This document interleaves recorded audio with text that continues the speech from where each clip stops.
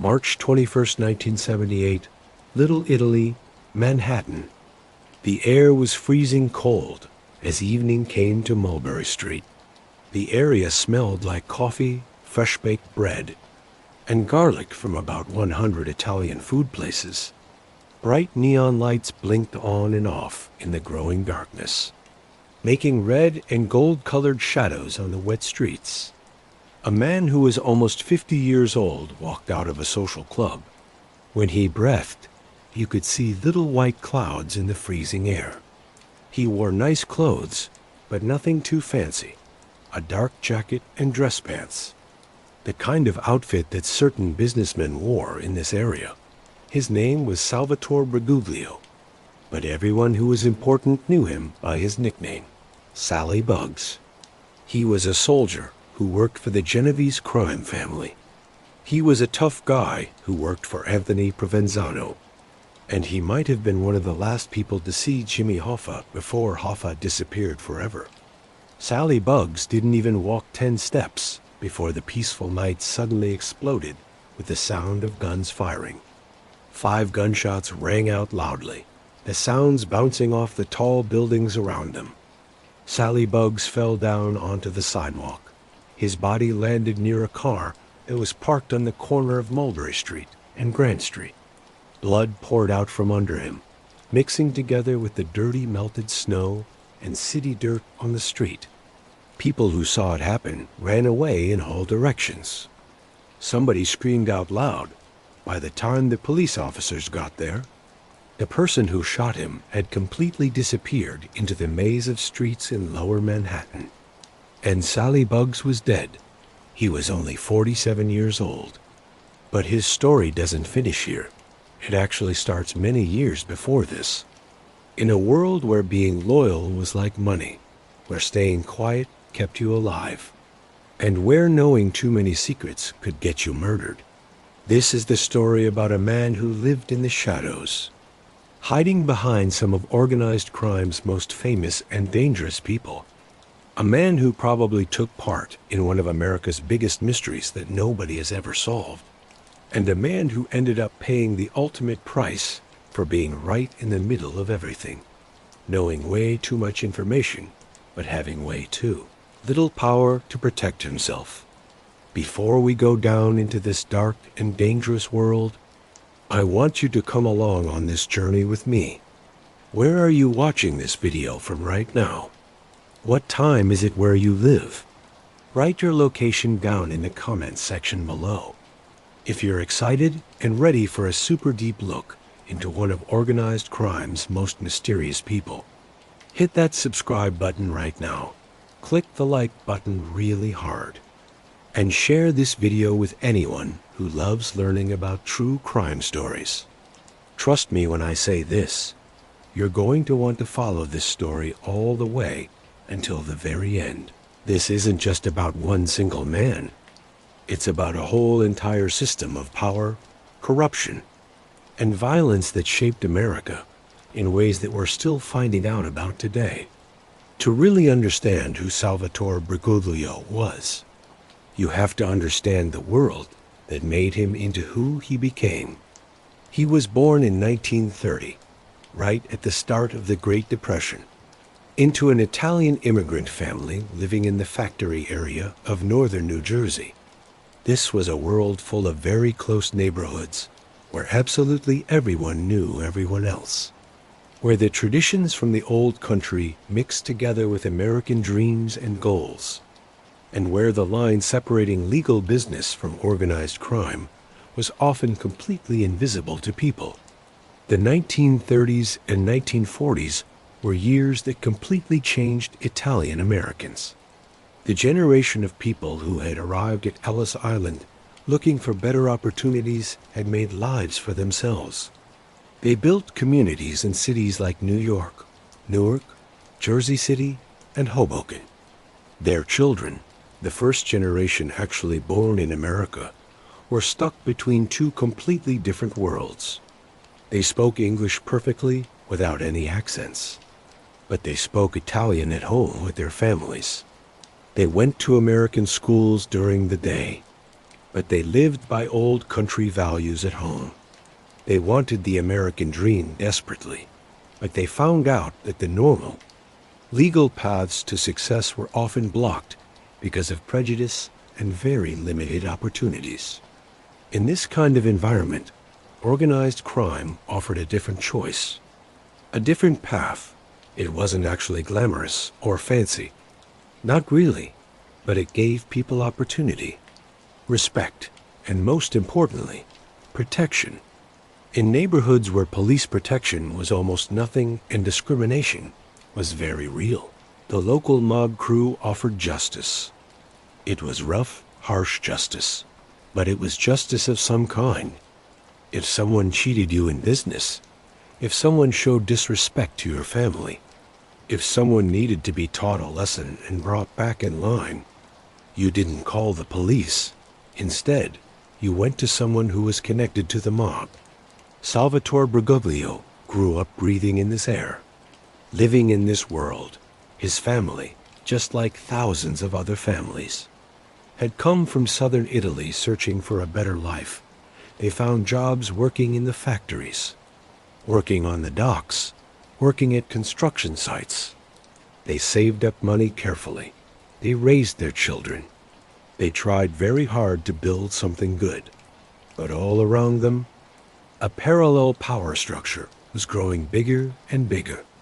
The American Mafia, which some people called La Cosa Nostra, was made up of organized crime families that would end up controlling labor unions, construction, garbage collection, trucking, and many other industries. World War II changed absolutely everything.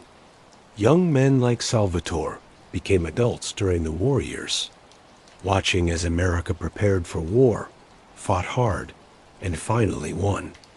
The time period after the war brought success and wealth like nobody had ever seen before. The suburbs grew and expanded outward. Highways were built connecting everything. The American economy boomed and exploded with growth and organized crime, which had grown rich during Prohibition and survived through the Depression, found brand new opportunities in this expanding economy. The 1940s and 1950s are remembered today as the golden age of the American Mafia. The 5 families in New York, Gambino, Genovese, Lucchese, Colombo, and Bonanno, had created a structure that was relatively stable and organized. They had learned important lessons from the chaos and craziness of the Prohibition years. Violence was actually bad for making money and doing business. It was much better to divide up territories, settle arguments through sit-down meetings, and focus on making as much money as possible. The Commission, which was established by Lucky Luciano back in the 1930s, provided a way to resolve conflicts and disagreements between the different families. But stability is a relative thing in the mob world. There were still power struggles and fights for control. There were still murders and killings. There was still the constant threat that someone might betray you. And young men who were coming up in this world learned very quickly what the rules were. Loyalty was absolutely everything, but survival was even more important than loyalty. You kept your mouth completely shut. You did exactly what you were told to do. You earned money, and you kicked up a portion to your superiors and bosses. If you were smart enough and ruthless enough, you could rise up through the ranks. If you were weak or unlucky, you could end up dead in a car trunk or at the bottom of the Hudson River. Salvatore Briguglio entered this world not through some dramatic act of violence, but through connections and relationships, family connections, neighborhood connections, the kinds of relationships that really mattered in Italian-American communities. Someone knew someone who knew someone else. And young Sally was brought around and introduced. He was given small jobs to do. He was tested to see if he could be trusted with bigger things. The Genovese crime family, which Sally Bugs would eventually serve and work for. was one of the most powerful criminal organizations in all of America. It was founded by Lucky Luciano and later got its name from Vito Genovese. The family had its hands in absolutely everything you could imagine: gambling, loan sharking, labor racketeering, drug trafficking, extortion, and legitimate businesses that provided good cover for all their criminal activities. The family structure was set up like a hierarchy, very well organized and clearly defined. At the very top sat the boss, who people called the Don, and he made all the major decisions. Right below him was the underboss, who was his second in command and right-hand man. The consigliere served as an advisor and someone who settled disputes and mediated problems. Then came the capos, who were the captains running their own crews of men. Each capo had soldiers working under him. These were the men who did the actual work of the family. Below the soldiers were associates, who were criminals that worked with the family, but hadn't been formally inducted and made into made men. This structure provided both organization and protection at the same time. Orders flowed down through the chain of command from top to bottom. Money flowed up from bottom to top. If someone got arrested, the hierarchical structure made it much harder to connect and implicate the people at the very top. The boss almost never gave direct orders for violence and murder. Instead, he expressed wishes and spoke in code, insulating himself with many layers of what lawyers call deniability.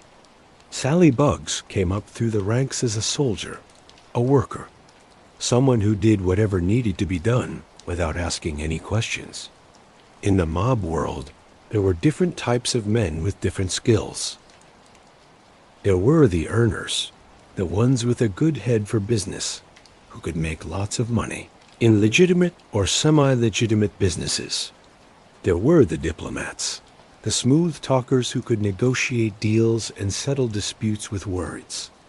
And there were the enforcers, the muscle, the men who could deliver violence efficiently and without feeling bad about it or showing remorse. Sally Bugs was an enforcer, a tough guy, but to fully understand Briguglio's story, we need to understand the deep connection between organized crime and labor unions, especially the Teamsters Union. The International Brotherhood of Teamsters was one of the largest and most powerful unions in all of America.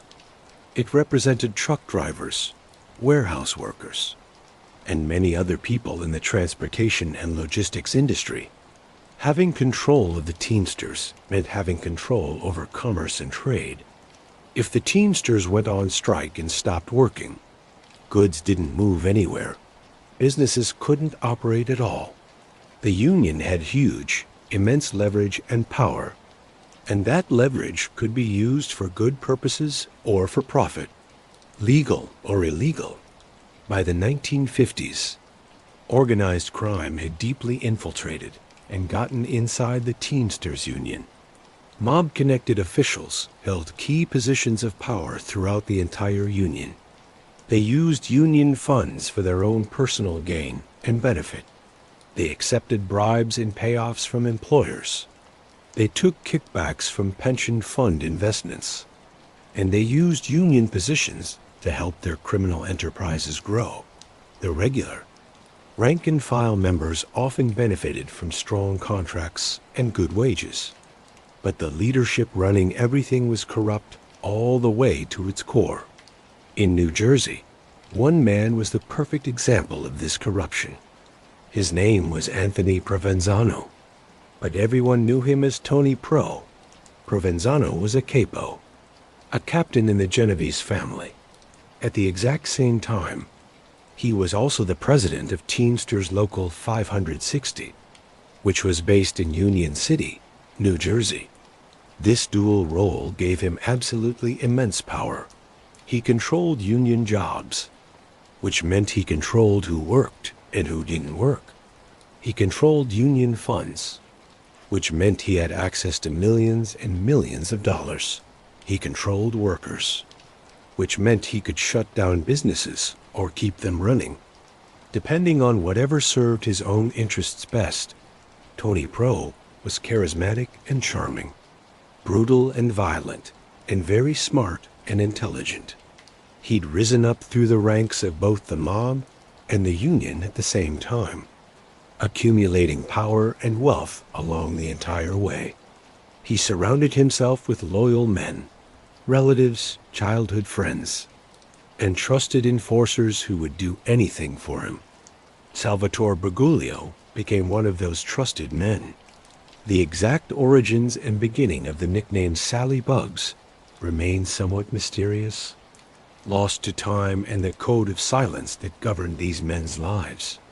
Various theories and ideas exist about where it came from. Some people say it came from his bug-like eyes, which were slightly prominent and bulging, always watching everything. Other people claim it referred to his ability to bug out, to disappear when it was necessary, to avoid being detected and caught. Still other people suggest it was related to surveillance equipment, that he was skilled at detecting or installing listening devices and bugs, though this theory seems less likely given what his actual role was. What matters way more than where the nickname came from is what it represented and meant. In the mob world, nicknames were a huge part of the culture. They were markers of identity, often describing physical characteristics, personality traits, or notable incidents and events. Johnny Sausage got his name because he absolutely loved food. Tommy Karate was skilled in martial arts. Anthony Fat Andy was overweight. These weren't insults at all. They were identifiers, part of the colorful language of organized crime. By the 1950s, Sally Bugs had established himself as a reliable, dependable soldier. He worked very closely with Tony Provenzano, handling problems that required a very particular kind of solution. In the world of labor racketeering, those kinds of problems happened frequently. A union member who talked too much and knew too much. A rival union official who needed to be scared and intimidated. A business owner who refused to pay protection money. A debtor who wouldn't pay back what he owed. These situations required men who could deliver a message, sometimes with words, sometimes with fists, sometimes with more permanent solutions. The psychology of men like Sally Bugs is actually quite complex and complicated. Were they psychopaths, individuals who are naturally inclined toward violence and lacking in empathy and human feeling? Or were they products of their environment, men who grew up in a culture where violence was completely normalized, where masculinity was defined by toughness, where being a tough guy was respected and admired? The truth is probably somewhere in between these two extremes. Some mob enforcers seem to really enjoy the violence, to take pleasure in hurting other people. Others treated it purely as a job, something necessary but not particularly enjoyable.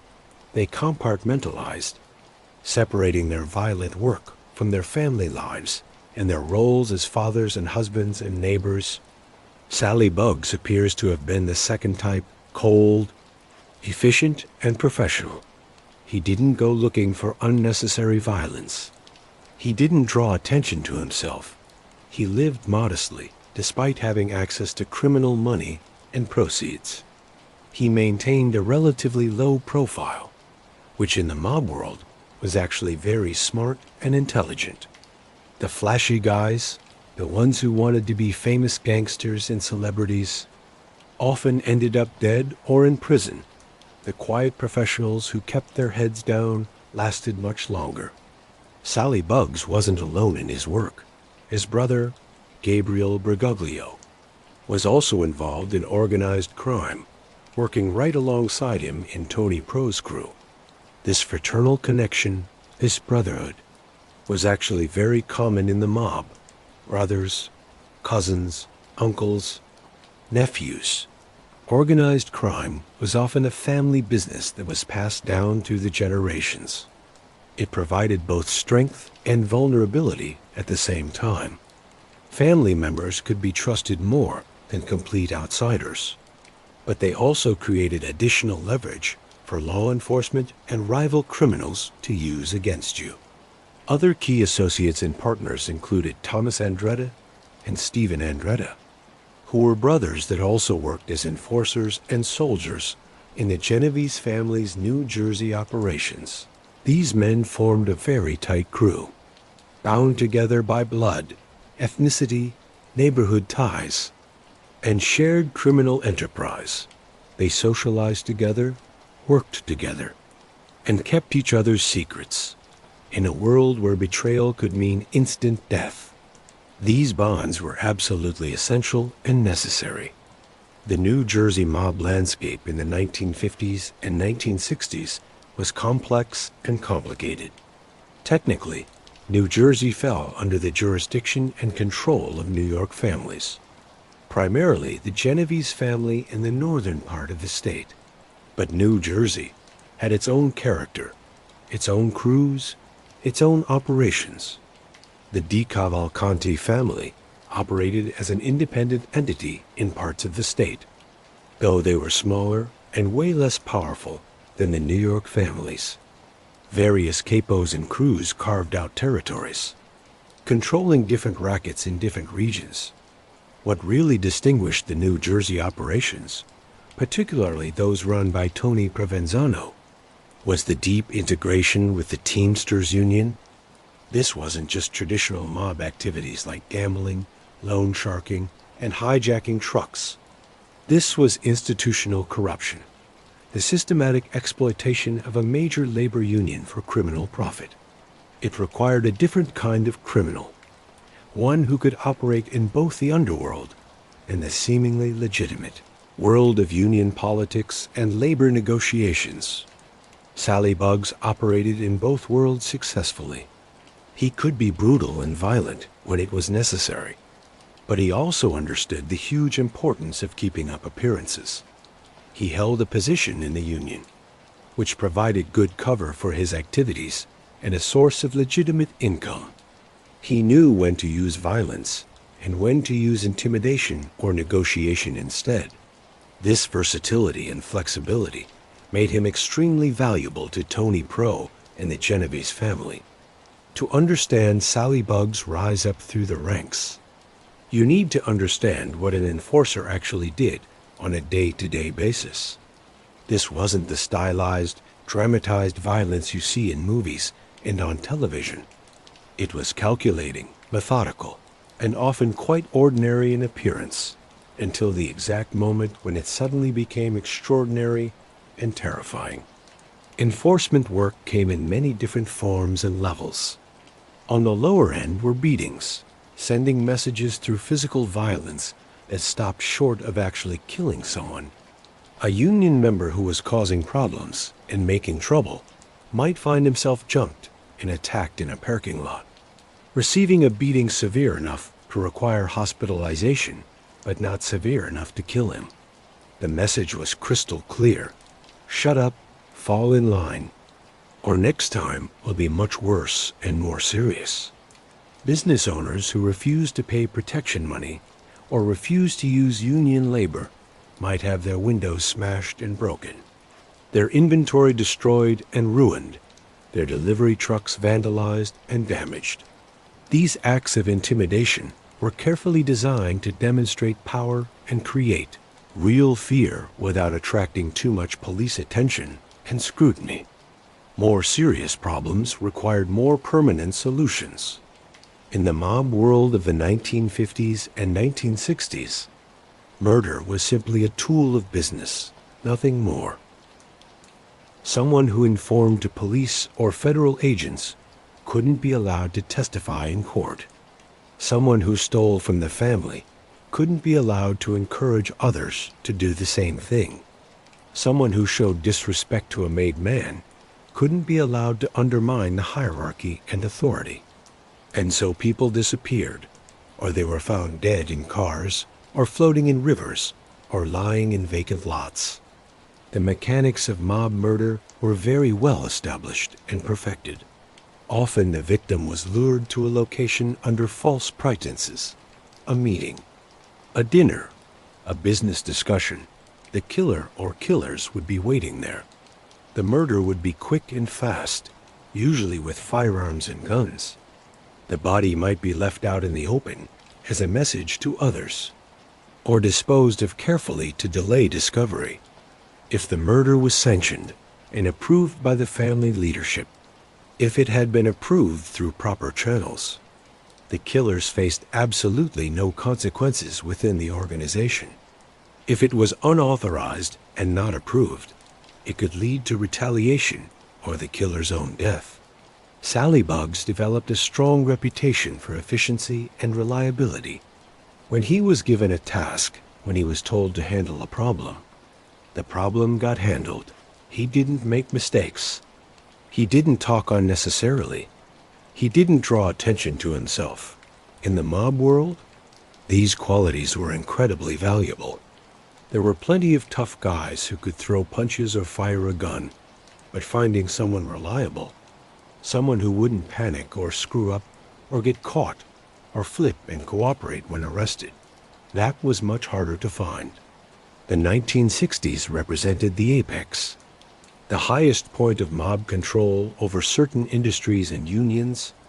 The Genovese family, through men like Tony Provenzano, had a stranglehold on transportation and logistics in the New Jersey-New York area. They controlled loading docks, trucking companies, warehouses, and distribution networks. This control translated into absolutely enormous profits. Here's exactly how it worked.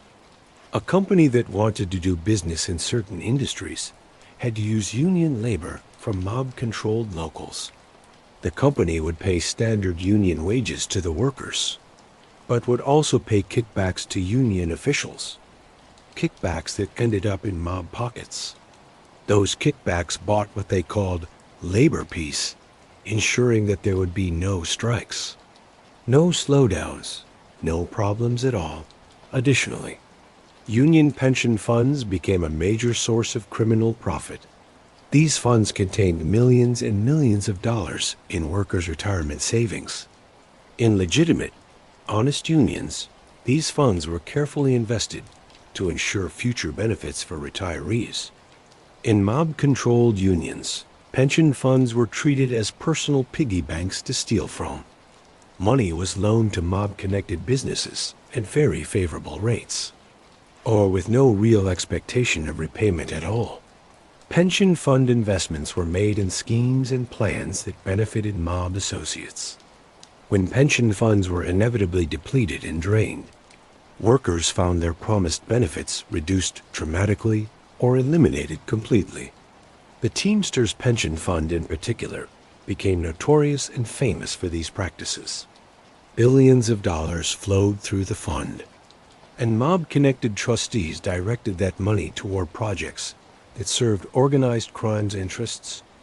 Las Vegas casinos were built using Teamsters pension fund loans.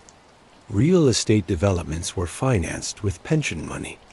And the people making these important decisions, union officials like Tony Provenzano, were simultaneously serving organized crime families. Sally Bugs benefited greatly from this entire system. His position in the union provided legitimate income and perfect cover for his activities. He had a union card, a job title, plausible explanations for where his income came from. On paper, he was a union official or business agent. In reality, he was an enforcer, making sure that the system kept running smoothly, that people who dissented and disagreed were silenced, that challenges to mob control were crushed immediately. Throughout the entire 1960s, Sally Bugs' reputation grew within the Genovese family and the broader organized crime world. He was known as someone who could handle difficult, dangerous jobs, someone who could be trusted with sensitive operations, someone who wouldn't crack and break under pressure. This reputation was built on specific incidents and events, most of which remain shrouded in mystery due to the Code of Omerta, the mob's code of silence. Omerta wasn't just a rule or guideline. It was a fundamental principle that governed everything. You didn't talk to police under any circumstances. You didn't testify in court. You didn't discuss family business with outsiders. You didn't even discuss it with other family members, unless it was absolutely necessary. Loose lips literally could sink ships. They could get you killed, get your associates arrested, destroy carefully constructed criminal enterprises. What we know about Sally Bugg's activities during this time period comes from fragments and pieces. FBI surveillance reports, informant testimony from years later, the occasional arrest that didn't lead to conviction. These fragments paint a picture of a man deeply embedded in the violent enforcement arm of the Genovese family's New Jersey operations. He wasn't a leader making the big decisions. He wasn't the one making the strategic plans. Tony Provenzano was the capo, the one with real power and authority. But Sally Bugs was absolutely essential to Tony Pro's operation. He was the one who made absolutely sure that Tony Pro's orders were carried out, that problems were solved, that the appearance of control and power was maintained at all times. In the mob hierarchy, this position, the trusted soldier, the reliable enforcer, was both valuable and dangerous at the exact same time. Valuable because it provided steady work, respect within the organization, and the trust of powerful men. Dangerous because it meant involvement in the most serious crimes you could imagine, including murder, which carried the risk of long prison sentences or death. And dangerous because enforcers knew things, witnessed things, participated in things that made them huge liabilities if they were ever arrested and decided to cooperate with law enforcement. One of the strange contradictions and ironies of mob life was how these men compartmentalized their existence. Sally Bugs, like many organized crime figures, maintained a family life right alongside his criminal activities. He had a wife, children, relatives. He attended family gatherings and celebrations. He celebrated holidays. He went to church. In his neighborhood, he was known as a businessman, a union official, a regular guy. This dual existence was very carefully maintained. Family members often knew on some level what their husbands or fathers or brothers were involved in. But there was an understanding. You didn't ask too many questions. Wives learned not to inquire where their husbands went at odd hours, or where the money came from. Children grew up knowing their father was connected, but not really understanding the full implications until they got older. The mob provided wealth and comfort for families, despite the constant risk of arrest or violence. Being connected meant access to money, protection, and status in certain communities. It meant your children could attend good schools. Your family lived in a nice house. You could afford vacations and luxuries. The cost was moral compromise and constant anxiety about what might happen, arrest, imprisonment, death, for men like Sally Bugs. This balancing act was just part of everyday life. You did your work, you came home, you didn't discuss it. You lived with the contradictions, being a devoted father while being capable of extreme violence, attending church on Sunday while breaking fundamental moral and legal codes the rest of the week. Some mob figures seemed troubled by these contradictions. Others appeared to feel no conflict at all, compartmentalizing so completely that they could shift between personas without any apparent difficulty. By the time the 1970s arrived, the world of organized crime was beginning to change and transform, though the full implications wouldn't become clear for many years. Law enforcement was adapting and improving, developing new techniques for investigating organized crime. The federal government was taking a more active role, with the FBI dedicating significant resources to mob cases. Electronic surveillance was becoming more sophisticated and advanced, and the first cracks were appearing in the code of omerta, as some made men decided that cooperation with law enforcement was preferable to spending life in prison or getting killed. The RICO Act, the Racketeer Influenced and Corrupt Organizations Act, was passed in 1970, though it wouldn't be used effectively against organized crime until later in the decade. RICO was absolutely revolutionary because it allowed prosecutors to charge an entire organization for criminal activity, not just charge individuals for specific crimes. Under RICO, being a member of a criminal enterprise that engaged in a pattern of racketeering activity was itself a crime. This meant that bosses could be held responsible for crimes committed by their subordinates, even if they didn't personally commit those crimes or give direct orders. But in the early 1970s, these changes were just beginning. The mob still operated with relative impunity and freedom in many areas. Convictions were extremely difficult to obtain because witnesses were intimidated or killed. Evidence was hard to gather and collect. And juries were often sympathetic to charismatic defendants or skeptical of government prosecutors. For men like Sally Buggs, the 1970s initially seemed like business as usual. Continue earning money. Continue doing what needed to be done. Continue keeping silent and not talking. Then came July 30th, 1975, and absolutely everything changed forever. To understand the events of July 30th, 1975, and Sally Buggs' alleged role in what happened that day, we need to understand James Riddle Hoffa, one of the most powerful and controversial labor leaders in all of American history. Jimmy Hoffa was born in 1913 in Brazil, Indiana, to a working-class family. His father died when Jimmy was still young, and he grew up understanding the struggles of working people trying to survive in an economy that often exploited them and treated them unfairly. He started working at a young age, loading and unloading freight.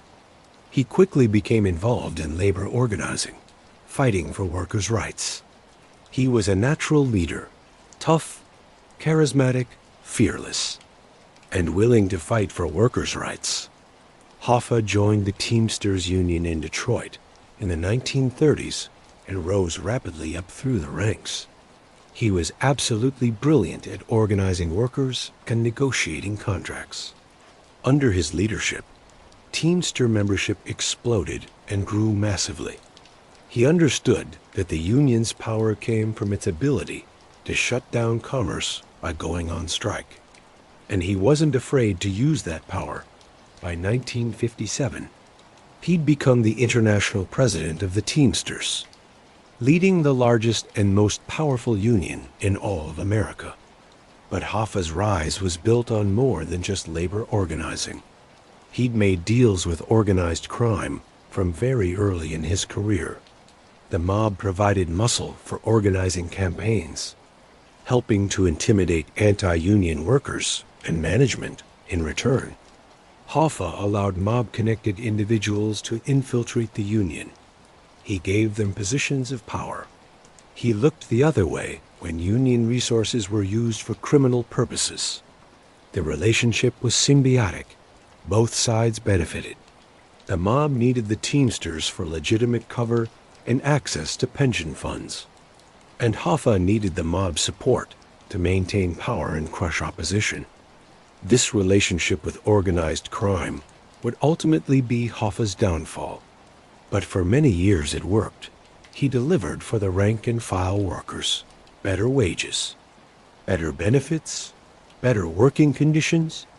He also delivered for the mob access to pension funds, control over union locals, opportunities for labor racketeering, and he became one of the most powerful men in America. Someone who could affect elections, shape national labor policy, and command audiences with presidents and senators. Tony Provenzano and Jimmy Hoffa had a complex, complicated relationship that evolved from alliance and friendship to bitter enmity and hatred. In the early years, they were close. Tony Pro was a Hoffa loyalist, supporting him in union politics and delivering the New Jersey locals' votes. Hoffa, in turn, protected Tony Pro and his criminal activities, allowing him to operate with complete impunity within the Teamsters. But their relationship began to deteriorate and fall apart in the 1960s. The exact causes are debated, but several factors contributed. First, there were disputes over union positions and power. Tony Pro wanted more authority and control, and Hoffa wasn't always willing to give it to him. Second, there were personal conflicts.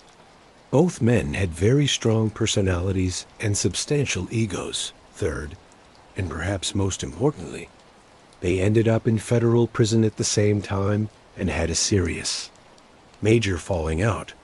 In 1964, Hoffa was convicted of jury tampering and fraud. He was sentenced to 13 years in federal prison. In 1966, Tony Provenzano was convicted of extortion and sentenced to 7 years. Both of them ended up at the federal penitentiary in Lewisburg, Pennsylvania, according to various accounts. They had a major confrontation there. The details vary depending on who's telling the story, but the essence is that they had a heated, angry argument, possibly over Hoffa's refusal to restore Tony Pro's union pension or to support him in some union matter. The argument allegedly became physical or near physical, with Hoffa telling Tony Pro that he was finished in the Teamsters, that his career was over. This prison confrontation would have fatal, deadly consequences. In the mob world, respect and reputation were absolutely everything. Being disrespected, especially in front of other prisoners, was completely intolerable. Tony Pro never forgave Hoffa for that confrontation. The relationship, once warm and friendly, became poisonous and filled with hatred. And when Hoffa was released from prison in 1971, his sentence commuted by President Richard Nixon on the condition that he not engage in union activities until 1980. Tony Pro became part of a coalition opposing Hoffa's return to power. Hoffa's release from prison came with strings attached, with conditions.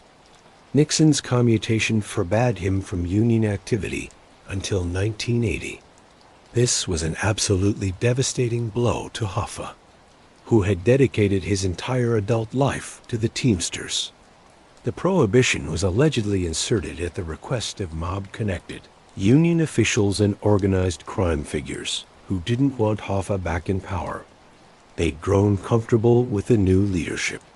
Frank Fitzsimmons had taken over as Teamsters president, and he was more compliant, more willing to cooperate with mob interests without asserting his own authority. But Hoffa had absolutely no intention of staying on the sidelines. He believed the restriction was unconstitutional and began working to overturn it in court. He also started making moves to reclaim power in the Teamsters, building support among rank-and-file members and local officials who remained loyal to him. He was positioning himself for a comeback, planning to challenge Fitzsimmons for the presidency in 1976. This created a serious problem for organized crime and for corrupt Teamsters officials. Hoffa was unpredictable. He was strong-willed. He'd made enemies. And perhaps most dangerously, he knew where the bodies were buried, metaphorically and possibly literally. He knew about the pension fund loans, the mob infiltration, the corruption. He had participated in it, benefited from it, but he also had detailed knowledge that could be absolutely devastating if it ever came out. There were also concerns that Hoffa might cooperate with federal investigators. Throughout all his legal troubles, Hoffa had maintained silence, refusing to give up information about organized crime's infiltration of the Teamsters. But he was angry about his prison time, angry about being forced out of the union, angry about what he saw as betrayal by former allies. Some mob figures worried he might decide that cooperation was his path back to power or his way of taking revenge. By the summer of 1975, Jimmy Hoffa was a problem. He was determined to return to power. He was challenging the people who'd replaced him. He had dangerous knowledge. And he'd made powerful, dangerous enemies, including Tony Provenzano and other mob-connected union officials. Wednesday, July 30th, 1975, started as an ordinary summer day in suburban Detroit. Jimmy Hoffa, now 62 years old, was living in Lake Orion, Michigan, about 40 miles north of Detroit. He'd been working on his legal case to remove the restriction on his union activities and building support for his planned return to Teamsters leadership. That afternoon, Hoffa told his wife Josephine that he was going to a meeting at the Machu's Red Fox restaurant in Bloomfield Township, an upscale suburb north of Detroit. The restaurant was a popular spot for business lunches, known for good food in a comfortable setting. Hoffa said he was meeting with Tony Provenzano and Anthony Giacolone, a Detroit mob figure known as Tony Jack. The purpose of the meeting, according to Hoffa, was to settle differences and discuss union matters. At approximately 2:15 p.m., Hoffa arrived at the Machu's Red Fox. He was wearing casual clothes, slacks, and a dark blue short-sleeved shirt. He waited in the parking lot. The restaurant wasn't open for dinner yet, so he couldn't wait inside.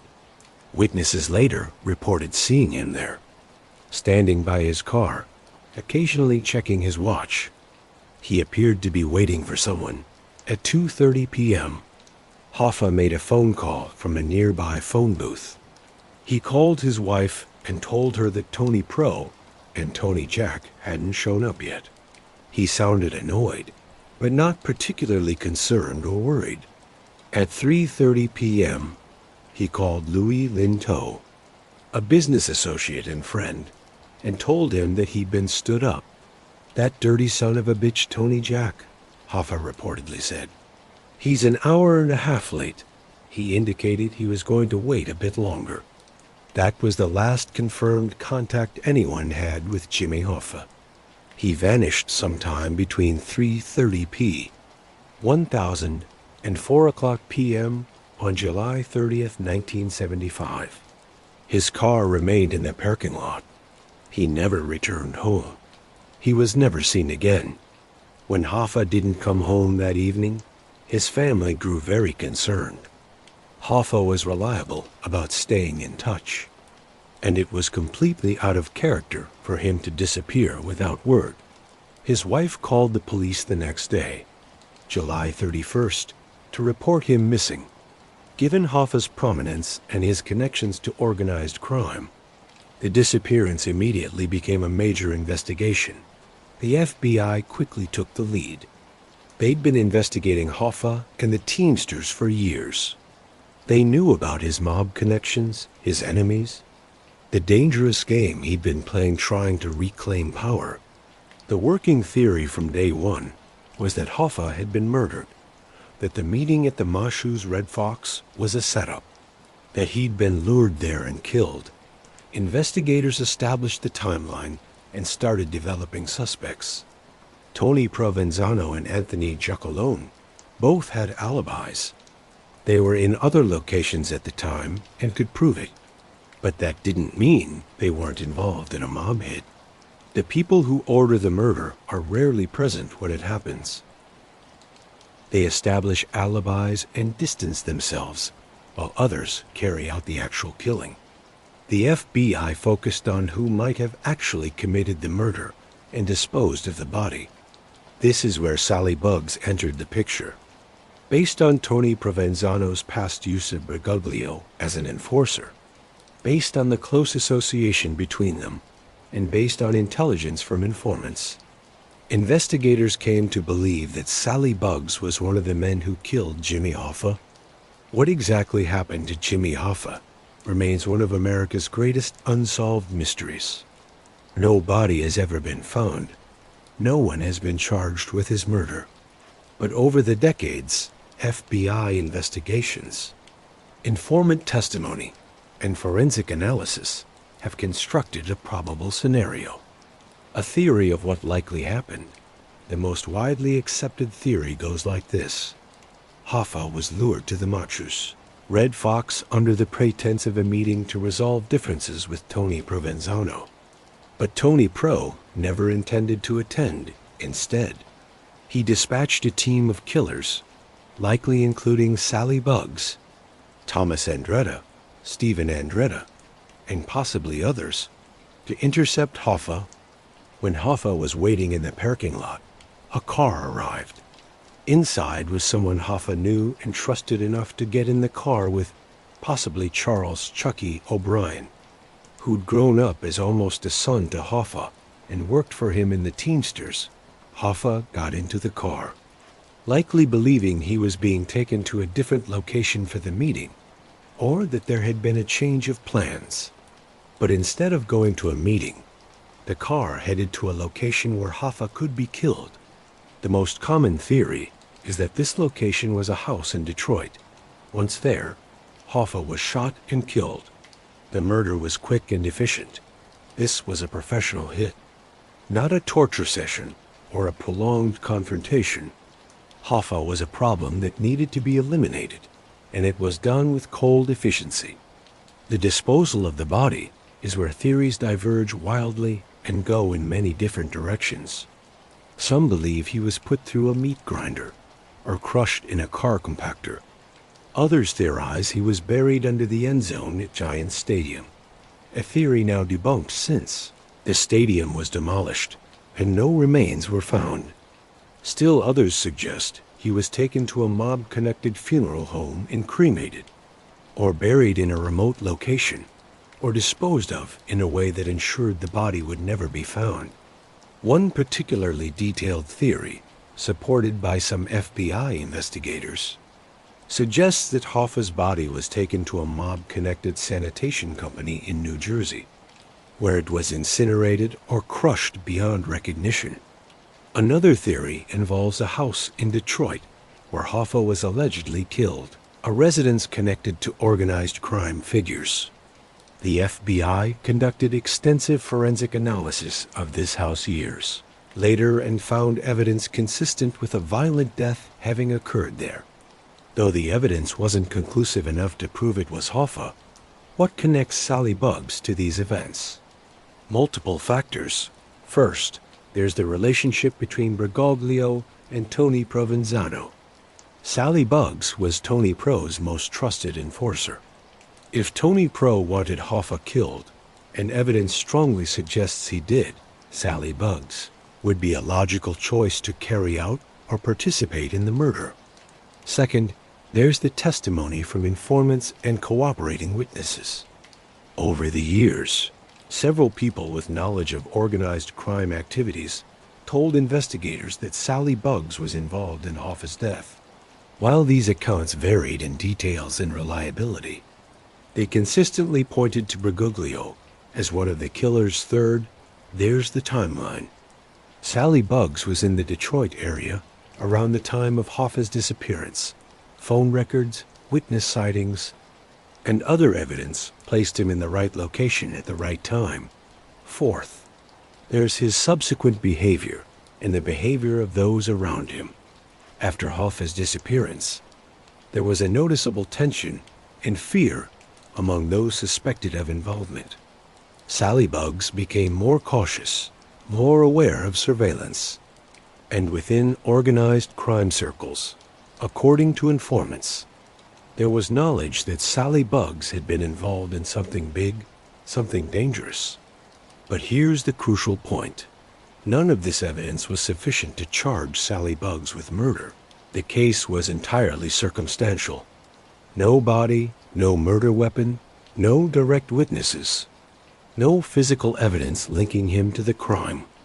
In the American justice system, that meant no prosecution. Sally Bugs was never arrested for Jimmy Hoffa's murder. Never charged, never tried. He remained free, continuing his activities within the Genovese family, knowing what he knew and carrying those secrets. One of the most tragic and controversial aspects of the Hoffa disappearance involves Charles "Chucky" O'Brien. O'Brien was not Hoffa's biological son, but he'd grown up in Hoffa's household after his mother became close with the Hoffa family. Jimmy Hoffa had treated him like a son, gave him opportunities, brought him into the Teamsters, and trusted him completely. After Hoffa's imprisonment and release, O'Brien continued working in the Teamsters, but his loyalties had shifted. He'd grown close to the new leadership under Frank Fitzsimmons. He developed relationships with organized crime figures, and on July 30th, 1975, evidence suggests he played a role in luring Hoffa to his death. A police dog trained to detect human scent was brought to examine a car O'Brien had been driving that day, a maroon Mercury owned by the son of a Detroit mob figure. The dog detected Hoffa's scent in the car, suggesting Hoffa had been in that vehicle. Witnesses reported seeing a similar vehicle at the Machu's Red Fox around the time of Hoffa's disappearance. O'Brien insisted he'd been running errands that afternoon and hadn't seen Hoffa, but investigators believed he was lying.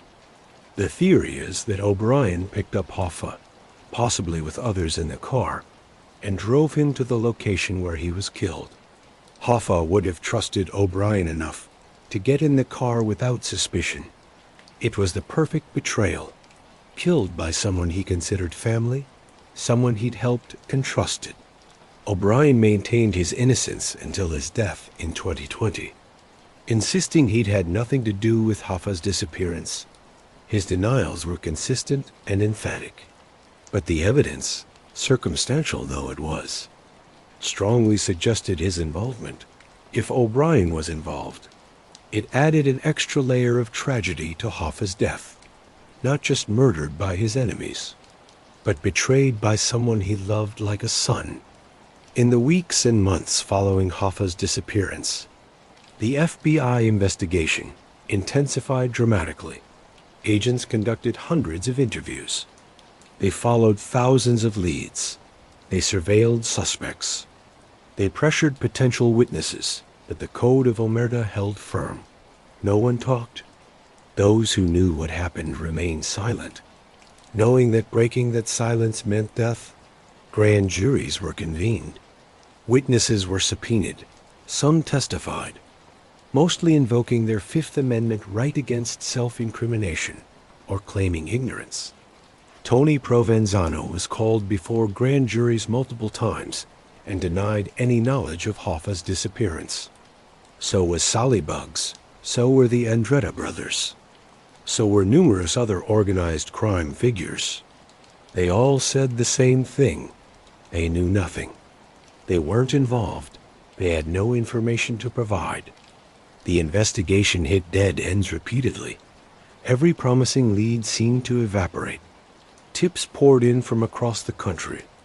Hoffa was buried here. Hoffa was dumped there. Hoffa was killed by these people in this way. The FBI investigated them all, finding nothing concrete. It was frustrating, maddening, but not surprising. Disposing of a body completely is difficult, but not impossible, especially if you have resources, planning, and people willing to help. Meanwhile, life went on for Sally Bugs and the others suspected of involvement. They continued their activities within the Genovese family. They continued earning, working their rackets, living their lives. But there was pressure now, constant surveillance, the knowledge that law enforcement was watching, waiting for any mistake, any opening, any crack in the armor of silence. The Hoffa disappearance wasn't just a criminal matter. It was a political issue. Hoffa had been a major figure in American life. His disappearance raised questions about organized crime's power, about corruption in labor unions, about the effectiveness of law enforcement. It embarrassed the FBI, which had pursued Hoffa for years and helped put him in prison, only to see him vanish shortly after his release. There were also uncomfortable questions about political connections. Hoffa had relationships with politicians from both parties. He'd supported Richard Nixon, who'd commuted his sentence. He'd met with presidents and senators. The fact that someone so prominent could be murdered in broad daylight and simply vanish raised troubling questions about organized crime's reach and power. The Teamsters, meanwhile, continued under Frank Fitzsimmons' leadership without Hoffa. The mob's control over the union actually strengthened. Fitzsimmons was more pliable, less likely to assert independence or challenge organized crime figures. The pension fund continued to be plundered and stolen from. Labor racketeering continued, and the rank-and-file members, who had benefited from Hoffa's aggressive negotiating, found themselves with weaker leadership that was more interested in enriching itself than fighting for workers. If you're finding this story as fascinating as I am, don't forget to subscribe and turn on notifications. There's so much more to uncover. We're only at the midpoint, and the walls are about to close in on Sally Bugs in ways he never anticipated or expected. After Hoffa's disappearance, the FBI's Organized Crime Division went into overdrive.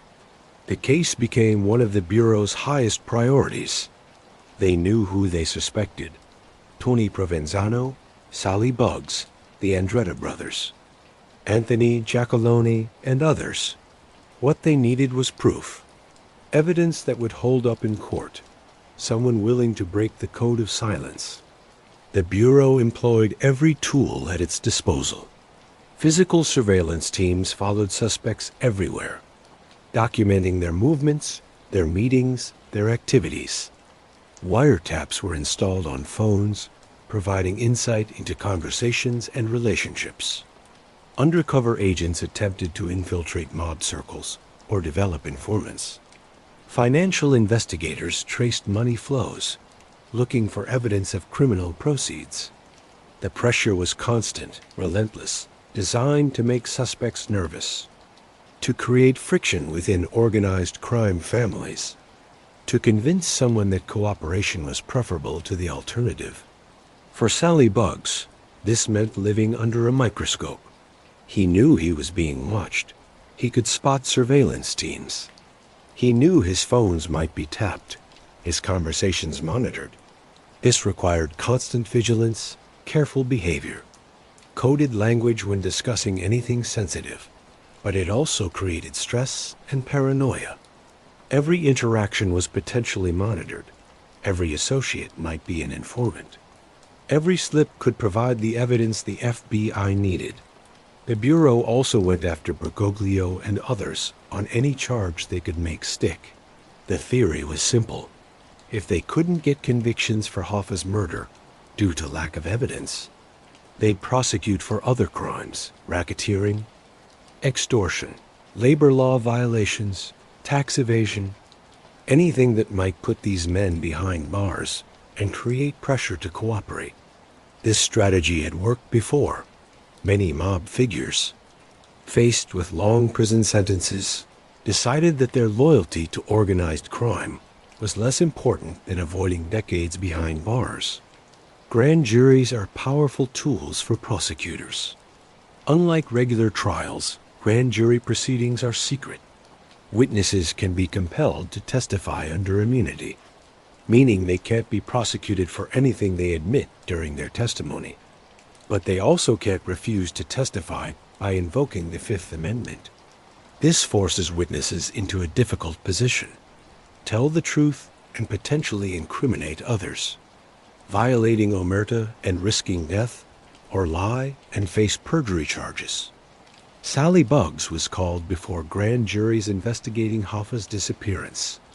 So were Tony Provenzano, the Andretta brothers, and numerous others suspected of knowledge about the murder.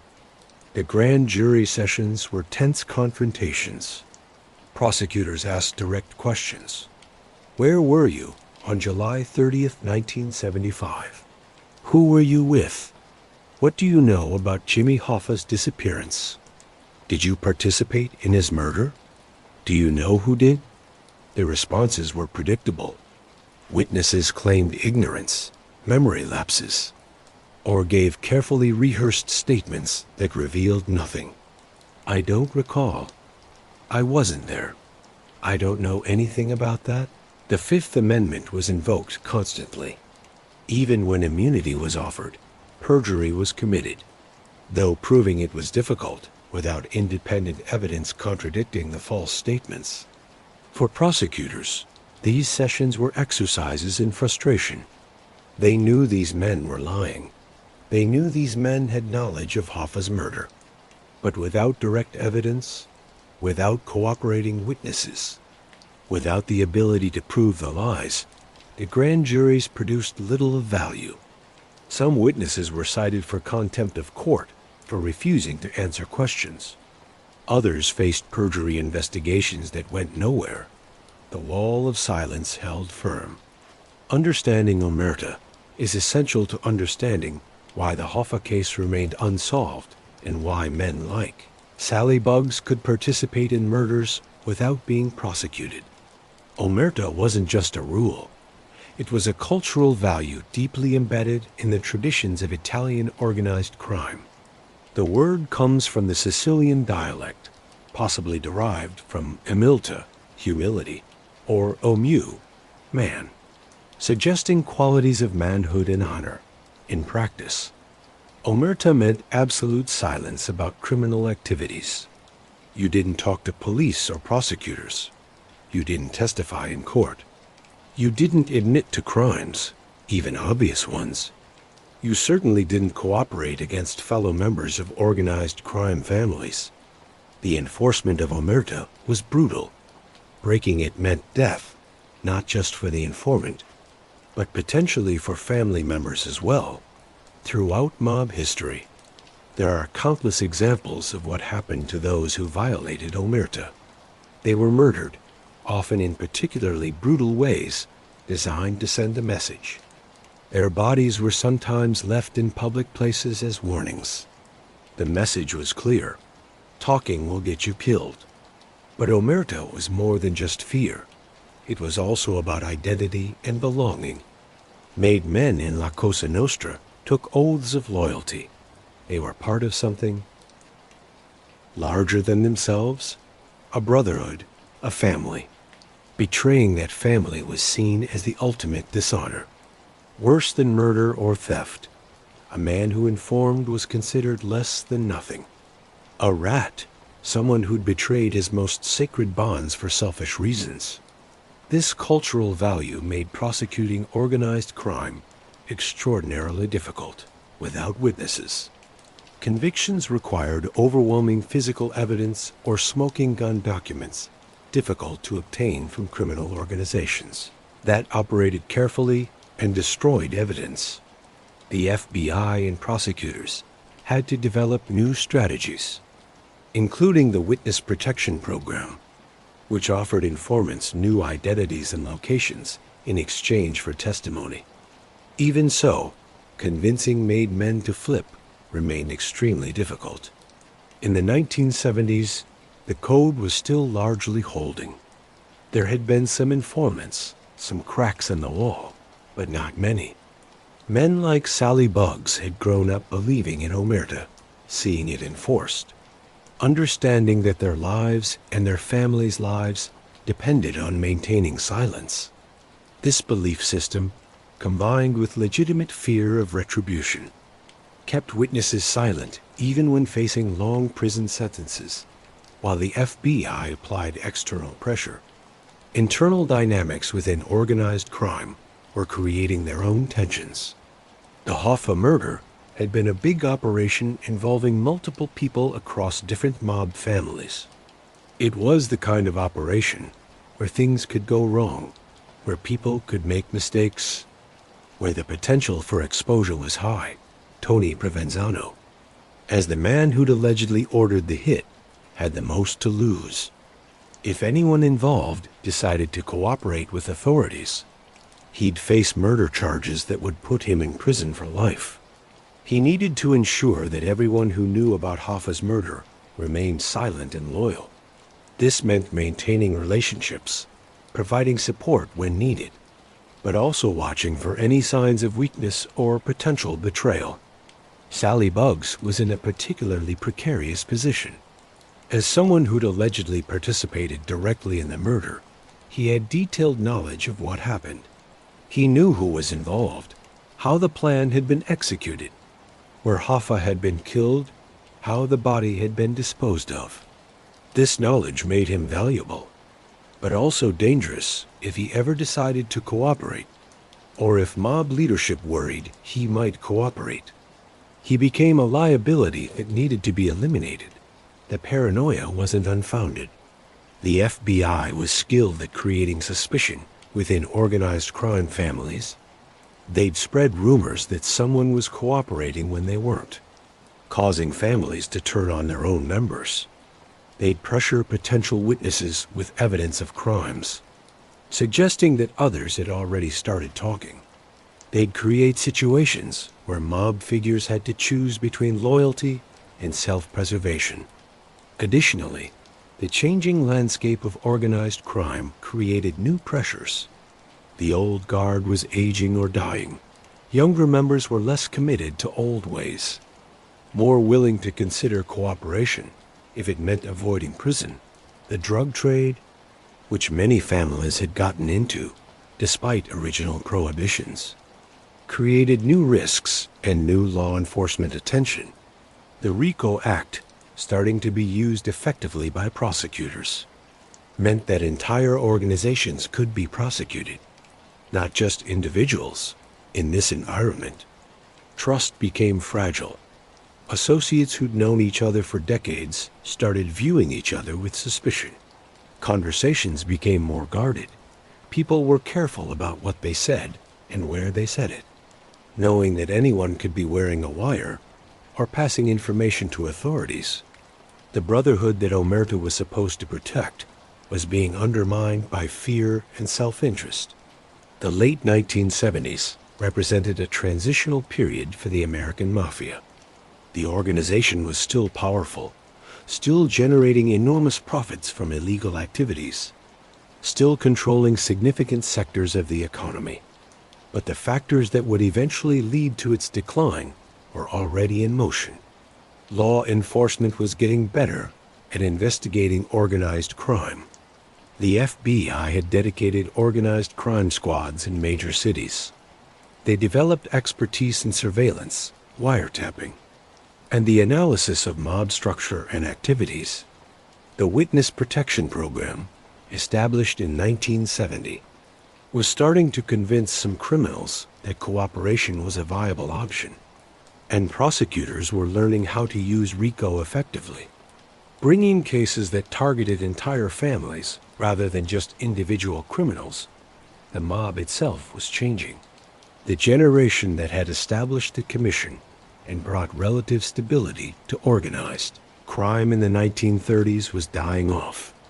New leaders didn't always command the same respect. There were more disputes, more violence, less adherence to the old codes. The drug trade brought in enormous profits, but also enormous risks.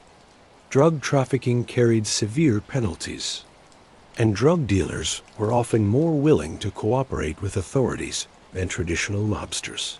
Additionally, the ethnic communities that had incubated organized crime were assimilating into mainstream American society. Italian Americans were moving to suburbs, getting college educations, entering legitimate professions. The tight-knit neighborhoods that had provided cover and support for mob activities were breaking up. The cultural values that had supported Omerta were weakening as younger generations became more American and less connected to old country traditions. For men like Sally Bugs, these changes were creating uncertainty. The world he'd known, the rules he'd operated under, were shifting. The old certainties that made men didn't talk, that the mob protected its own, that Omerta would hold, were no longer absolute. Some men were starting to cooperate. Some families were being decimated by prosecutions. The golden age was ending, though it would take another decade for the full decline to become apparent. Tony Pro had his own problems beyond worry about the Hoffa investigation. In 1978, he was facing federal racketeering charges related to his activities in the Teamsters. The case was strong, built on years of investigation and evidence of labor racketeering, extortion, and corruption. If convicted, he'd face a long prison sentence, possibly spending the rest of his life behind bars. These legal troubles created additional pressure on everyone connected to Tony Pro. If he was convicted and facing life in prison, would he maintain silence? Would he protect those who'd worked for him? Or would he consider cooperation as a way to reduce his sentence? These questions weren't just theoretical. They affected people's lives and freedom. There was also the question of succession. If Tony Pro went to prison, who would run his crew? Who would control the union locals he dominated? Who would maintain the income streams and protect the interests he'd built over decades? These questions created opportunities for ambitious individuals, but also potential conflicts that could turn violent. Sally Buggs, as one of Tony Pro's most trusted men, was affected by all of this. His position depended on his relationship with Tony Pro. If Tony Pro was convicted and removed from power, would Sally Buggs maintain his status? Would a new leader value him the same way Tony Pro had? Or would he become expendable, a relic of the old regime? Additionally, Tony Pro's legal troubles increased scrutiny on everyone associated with him. The FBI was watching his crew more carefully, looking for evidence to support the racketeering charges. This increased surveillance meant more risk for everyone involved in criminal activities. Simple operations that had been routine for years suddenly carried higher risks of arrest and prosecution. By early 1978, Sally Buggs was living under extraordinary pressure. He was constantly surveilled by the FBI. He'd been questioned repeatedly about Hoffa's disappearance. He was connected to Tony Provenzano, who was facing serious charges and an uncertain future. He knew things that made him both valuable and dangerous to the Genovese family, and he understood the reality of mob life. When you became more of a liability than an asset, your life expectancy dropped dramatically. The psychological toll of this situation shouldn't be underestimated. Sally Buggs had spent decades in organized crime, but the pressure of the post-Hoffa period was different. It wasn't just the normal risks of criminal life, the possibility of arrest, the occasional need for violence. This was constant. Unrelenting pressure from multiple directions. Law enforcement wanted him in prison or willing to cooperate. His own organization needed him to remain silent, but might decide he was too risky to keep alive. Every day brought new risks, new possibilities for catastrophe. How did he handle this pressure? Based on accounts from those who knew him during this period, Sally Buggs maintained his composure externally. He continued his activities, met with associates, carried on as though nothing was wrong. He didn't show fear or weakness. That would have been dangerous in itself, suggesting he might be considering cooperation. He maintained the facade of a loyal soldier committed to the family, someone who could be trusted to maintain silence no matter what. But internally, he must have understood the precariousness of his position. He'd seen what happened to men who became liabilities. He'd probably participated in eliminating such liabilities himself. He understood the calculus. When keeping someone alive became riskier than killing them, the decision was made coldly and executed efficiently, and increasingly, Sally Buggs fit the profile of someone who'd become too dangerous to keep alive. The specific concerns about Sally Buggs likely included several factors. First, he had direct knowledge of the Hoffa murder. If he ever decided to cooperate, his testimony could send multiple people to prison for life, including potentially Tony Provenzano and other high-ranking mob figures. Second, he was under intense FBI pressure. The Bureau was offering deals, suggesting reduced sentences or immunity in exchange for cooperation. Even if Sally Bugs had no intention of accepting, the mere fact that he was being pressured created risk. Third, his position in the organization wasn't as strong as it had been. With Tony Pro facing legal troubles, Sally Bugs lacked the powerful protector he'd once had. There were also likely concerns about his psychological state. Was he handling the pressure well? Was he becoming erratic or unreliable? Was he drinking too much, talking too much, taking unnecessary risks? In organized crime, a soldier who became unpredictable was dangerous. The organization depended on discipline, on people doing what they were supposed to do, and nothing more. Someone who might crack under pressure, who might make mistakes or impulsive decisions, couldn't be tolerated. At some point in early 1978, the exact timing is lost to history, a decision was made about Sally Bugs. The decision wasn't made by him, it was made about him. Probably by leadership in the Genovese family, possibly in consultation with Tony Provenzano, if he was involved in the decision. The calculus was simple. Sally Bugs knew too much, was under too much pressure, and had become too much of a liability. The risk of keeping him alive outweighed his value to the organization. This decision followed established protocols. Murder within a crime family requires authorization. You can't just kill a made man because you want to or because of a personal dispute. There has to be a reason that the leadership accepts, violation of rules, informing to police, creating problems for the family, or becoming a liability. The decision has to be approved, usually by a boss or underboss, sometimes in consultation with other leaders. Once the decision was made, the mechanics of murder followed familiar patterns. Someone had to be assigned to carry out the killing. A plan had to be developed. Where, when, how. The goal was to complete the murder cleanly, without witnesses who might testify, without evidence that could lead to prosecutions, ideally. The killing would send a message to others in the organization. This is what happens when you become a problem. For Sally Bugs, the message was clear even before his death. In the world of organized crime, there are signs when someone has been marked for death. Associates become distant. Meetings are canceled.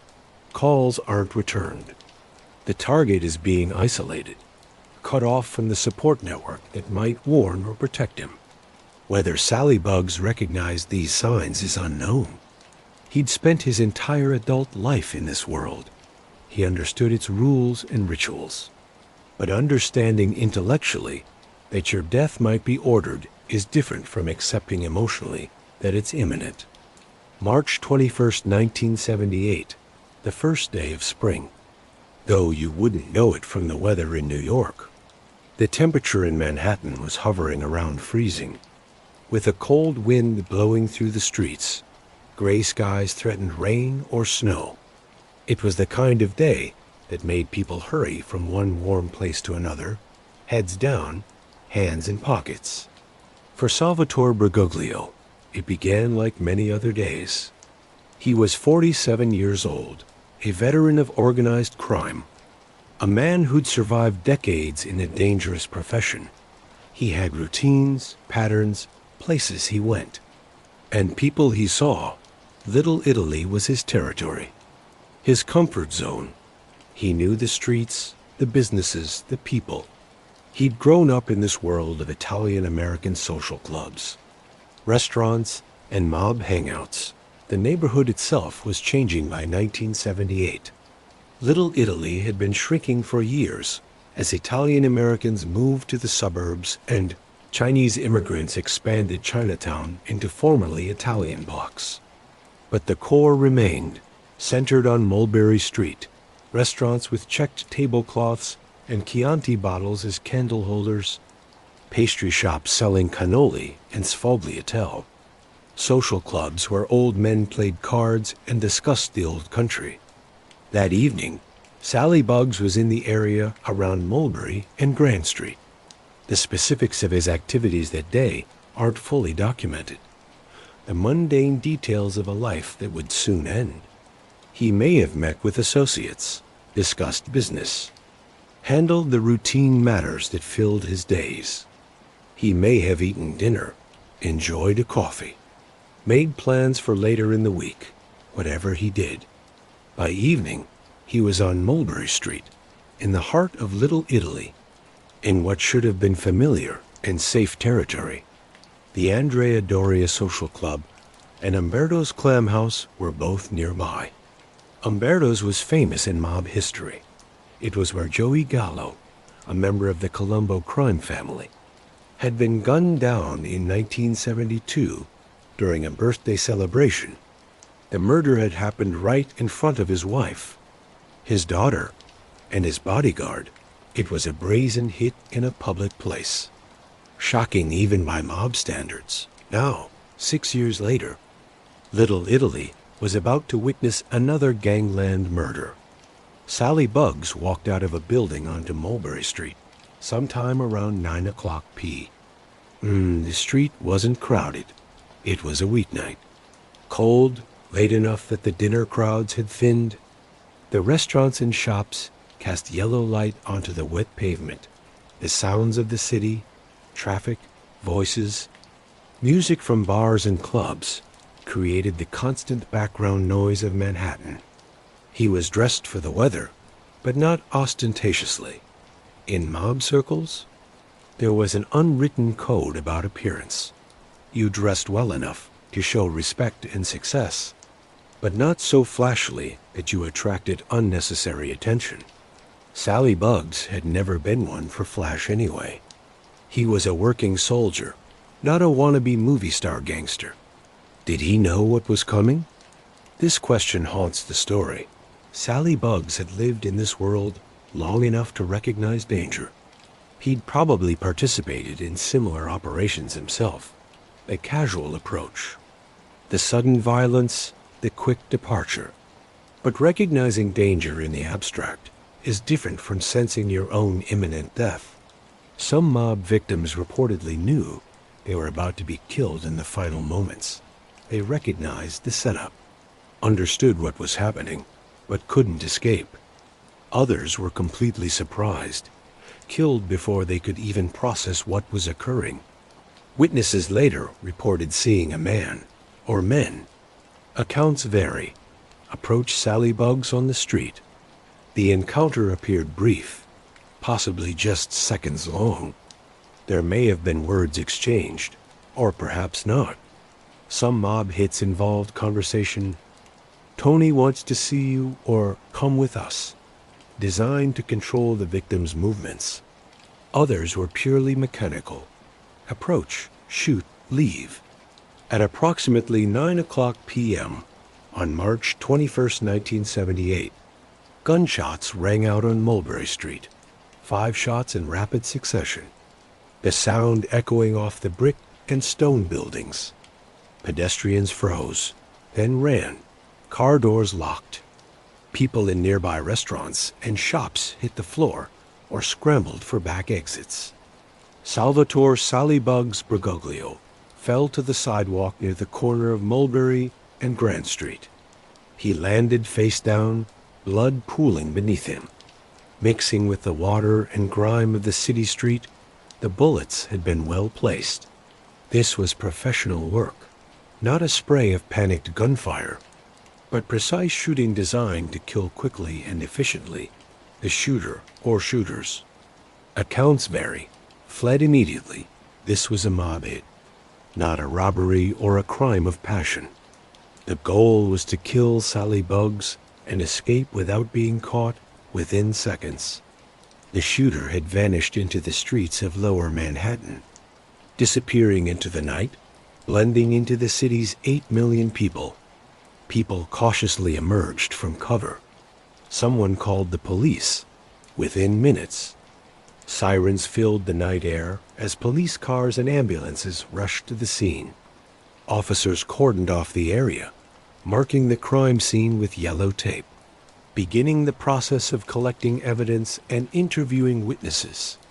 Paramedics examined Sally Buggs and confirmed what was obvious. He was dead, killed instantly by gunshot wounds. The crime scene was surreal in its ordinariness. This wasn't a dark alley or an abandoned warehouse. This was Mulberry Street in Little Italy, a neighborhood known for restaurants and tourism, a place where families came for authentic Italian food and a taste of old New York. Now it was a murder scene, with a dead body on the sidewalk and blood staining the street. Detectives arrived and began their investigation. They photographed the body in the surrounding area. They looked for shell casings and bullet fragments.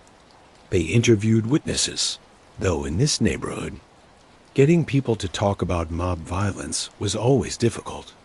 The Code of Omerta extended beyond made men. Ordinary citizens who lived in these areas understood that talking to police about mob matters could have consequences. The NYPD Homicide Division took the lead in investigating Sally Buggs' murder, though they quickly coordinated with the FBI, given Briguglio's connection to the Hoffa case. Investigators knew immediately that this was a mob hit. The victim, the location, the execution, everything pointed to organized crime involvement. The working theory developed quickly. Sally Buggs had been murdered by his own organization because he'd become a liability. The timing was significant. This was less than 3 years after Hoffa's disappearance, and the FBI investigation into that case was ongoing. Sally Buggs had been questioned repeatedly, had appeared before grand juries, was under constant surveillance and pressure. The mob leadership had likely decided that he knew too much and might crack under the relentless pressure. Investigators looked at who might have carried out the actual killing. In mob murders, the killer is often someone from a different crew or even a different family. This provides distance between those who ordered the hit and those who executed it. It also makes investigation more difficult. Witnesses might not recognize the shooter, might have no connection to him, might not be able to provide useful information even if they wanted to. Physical evidence was limited. Shell casings were recovered from the scene, allowing investigators to identify the type of weapon used. Ballistics analysis was conducted to see if the same gun had been used in other crimes. Forensic teams processed the crime scene, looking for any evidence the shooter might have left behind. Fingerprints, fibers, DNA. Though DNA analysis was still in its infancy in 1978, the results were disappointing but not surprising. Professional mob killers were careful. They wore gloves. They disposed of weapons immediately after use. They left minimal evidence. Witness interviews were equally frustrating. Several people had been on Mulberry Street when the shooting occurred. Some had seen the attack. Some had seen the shooter flee. But their descriptions were vague and often contradictory. The shooter was male, probably average height, possibly dark clothing. Maybe, did he have a mustache? Some thought yes, others no. Was he alone or with others? Uncertain. This wasn't necessarily witness unreliability. It was the reality of traumatic events happening quickly in poor lighting. People saw different things, remembered different details, and some simply didn't want to remember at all, because remembering meant potentially testifying. The investigation proceeded according to standard protocols, but everyone involved knew the likely outcome. Mob murders in New York were notoriously difficult to solve, even when investigators knew or strongly suspected who was responsible.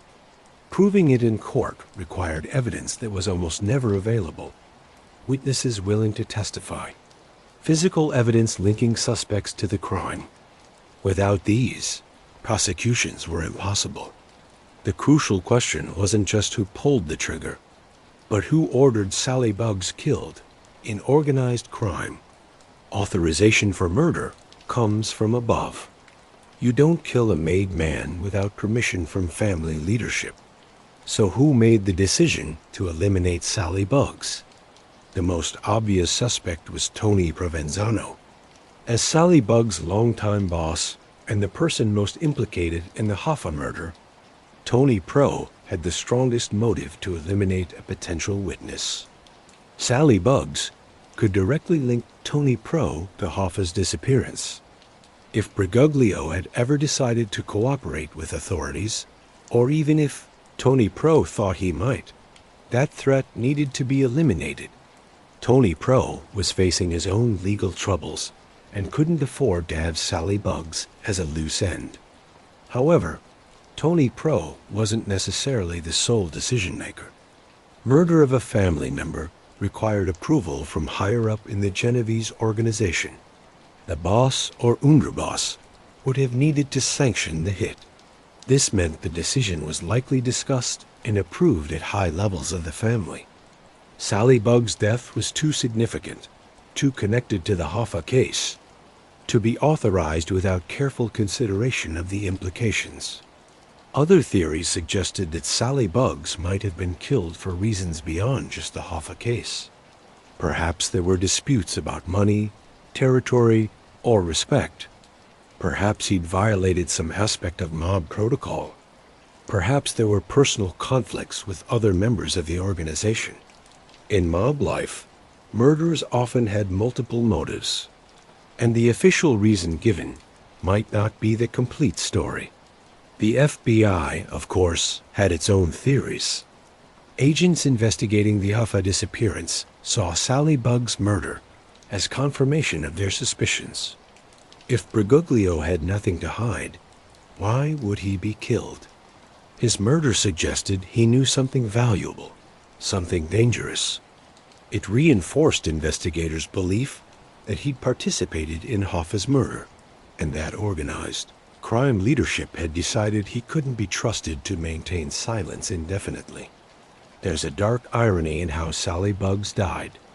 He'd spent his criminal career as an enforcer, someone who delivered violence to others. He'd likely participated in murders, beatings, and intimidation. He'd been the one approaching victims, delivering the message or the bullet. He'd been the frightening figure in the night, the one causing fear rather than feeling it. And then the system he'd served turned on him. The violence he delivered to others was delivered to him. The organization he'd been loyal to decided he was expendable.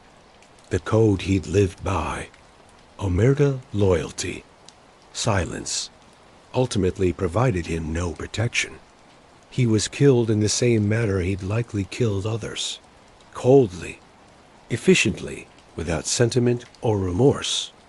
This pattern repeats throughout mob history. Enforcers who thought their loyalty would protect them discover that the mob has no true loyalty except to self-interest. When someone becomes more dangerous alive than dead, the decision to eliminate them is made pragmatically, without regard for past service or personal relationships. The Brotherhood is a convenient fiction that dissolves when survival is at stake. Sally Bugs fell on Mulberry Street on a cold March night. Another casualty of a system that chews up its participants and spits them out. He'd lived by violence and died by it. He'd kept secrets and been killed to ensure those secrets died with him. He'd been loyal to the end, and his loyalty was rewarded with bullets on a cold city street.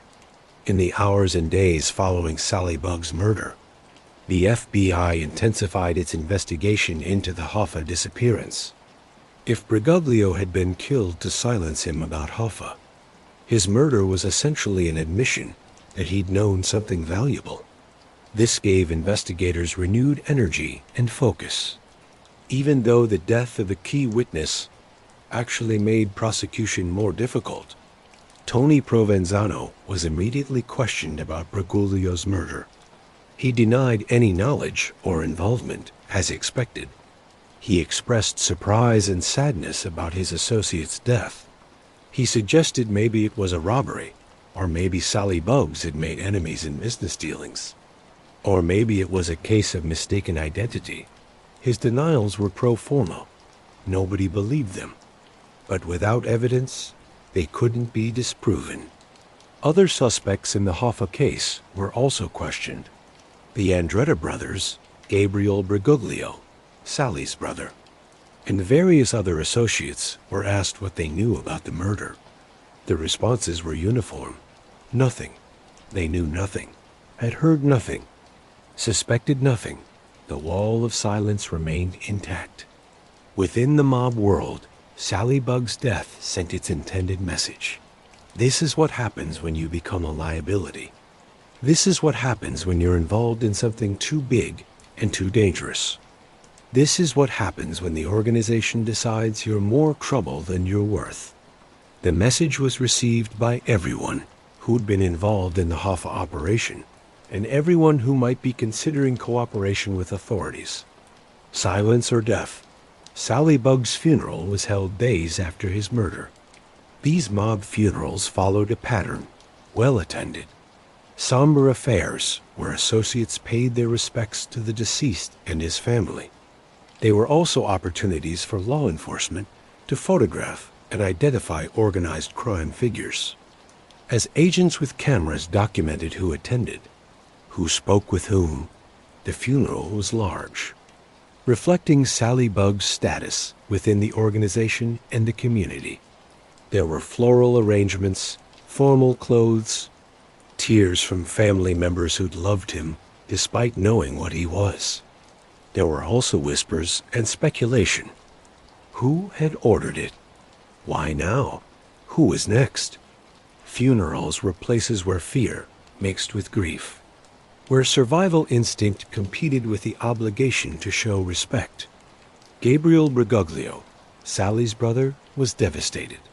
He'd lost not just a brother, but a partner and protector in the years that followed. Gabriel would eventually break omerta himself, providing testimony to investigators about various criminal activities.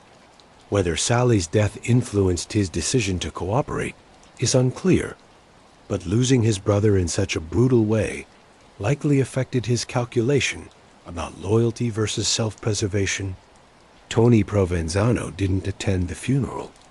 This absence was noted. It might have been a message in itself.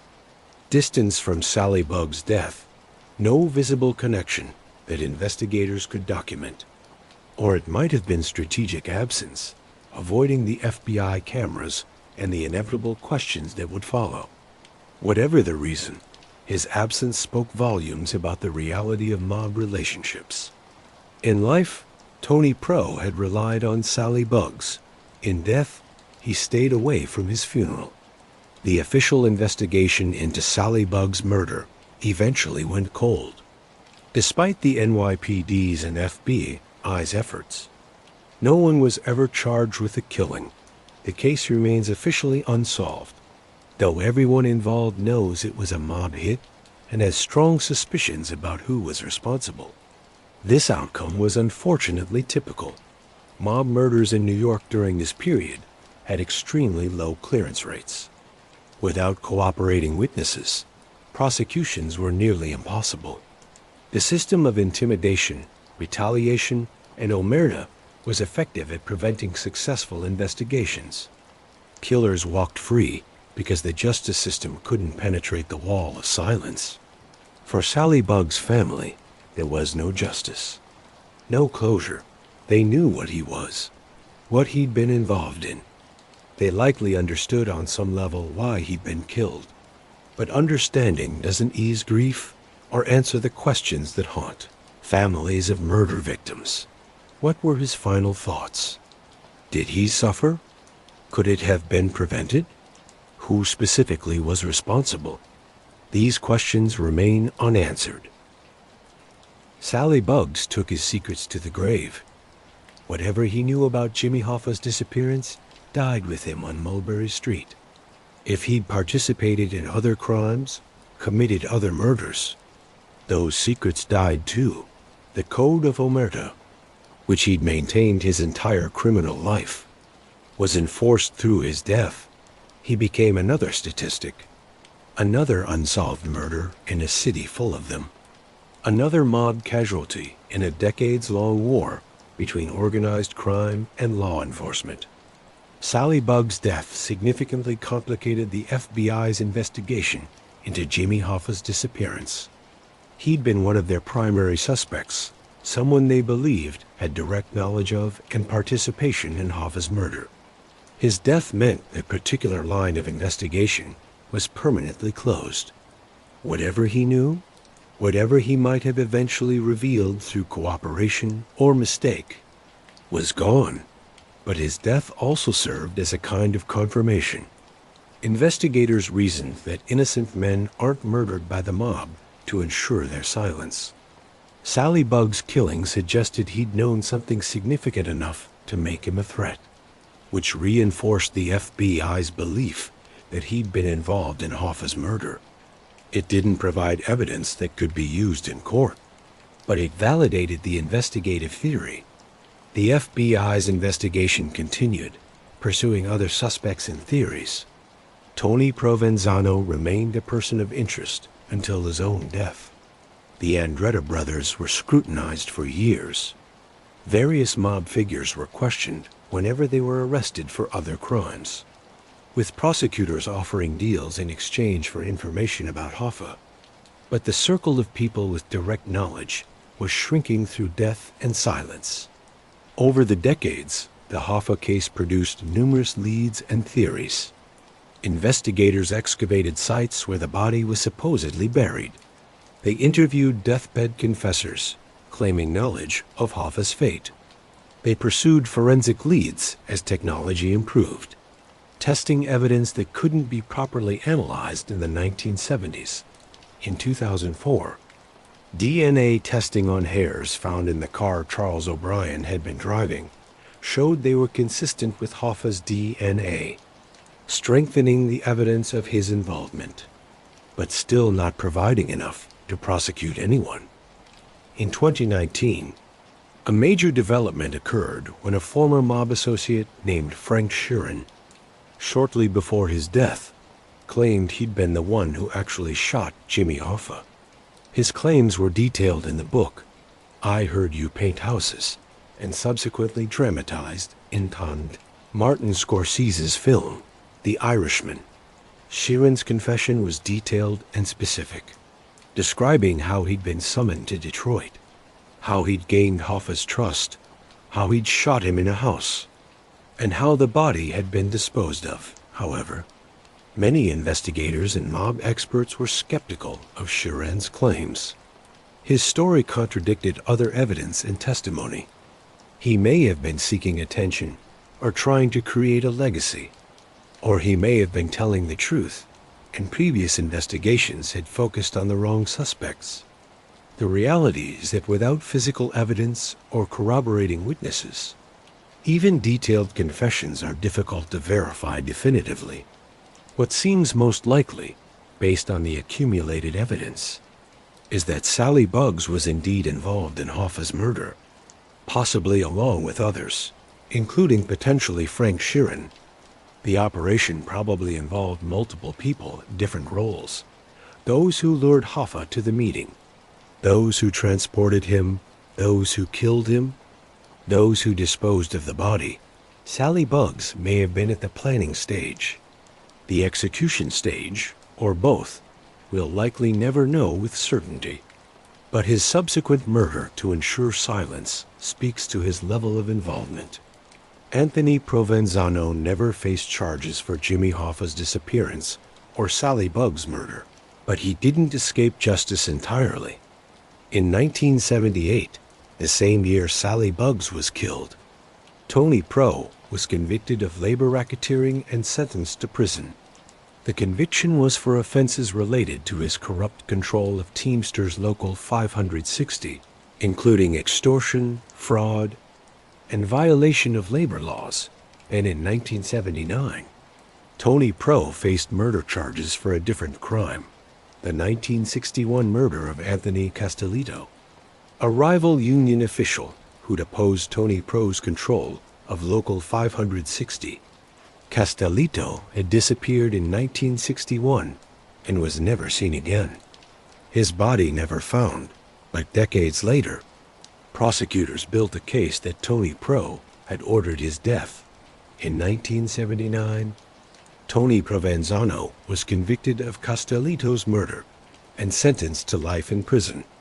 Tony Pro died in prison in December 1988 at age 71. He'd spent the final decade of his life behind bars, convicted not for his most notorious alleged crime, the Hoffa murder, but for other offenses that prosecutors could prove. His death closed another chapter in the Hoffa investigation, eliminating the man who'd most likely ordered the hit from ever facing trial for it. Before his death, Tony Pro was approached numerous times by investigators offering deals in exchange for information about Hoffa. He always refused, maintaining his innocence and his silence. Whether this was loyalty to the mob, fear of consequences for his family, or genuine innocence, unlikely given the circumstantial evidence, is unknown.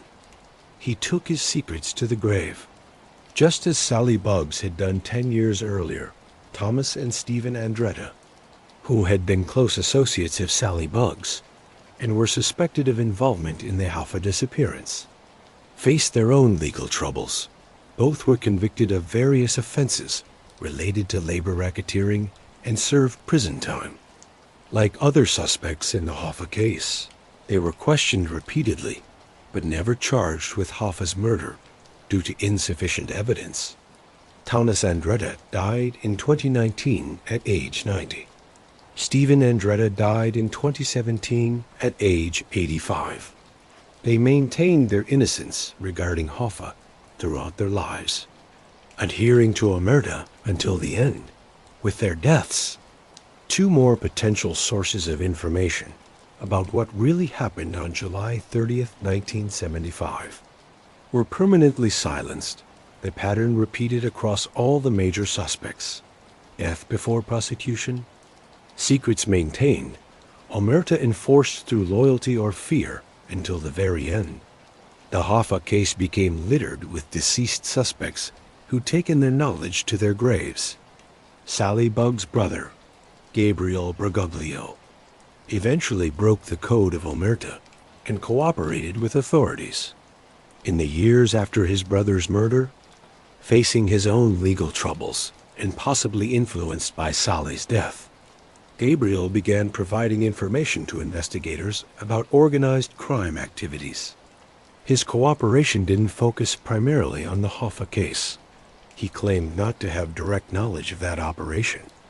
Instead, he provided information about other crimes, labor racketeering schemes, and the structure and operations of the Genovese family's New Jersey crew. His testimony helped convict several mob figures and contributed to the broader federal effort to dismantle organized crime's control over labor unions. Gabriel's decision to cooperate made him a pariah in mob circles. He was labeled a rat, a traitor, someone who'd violated the most sacred code. He entered witness protection, received a new identity, and disappeared from his former life. The cost of cooperation was exile from his community, separation from family members who couldn't forgive his betrayal, and constant fear of retribution despite government protection. Did Sally's death influence Gabriel's decision to cooperate? We can only speculate.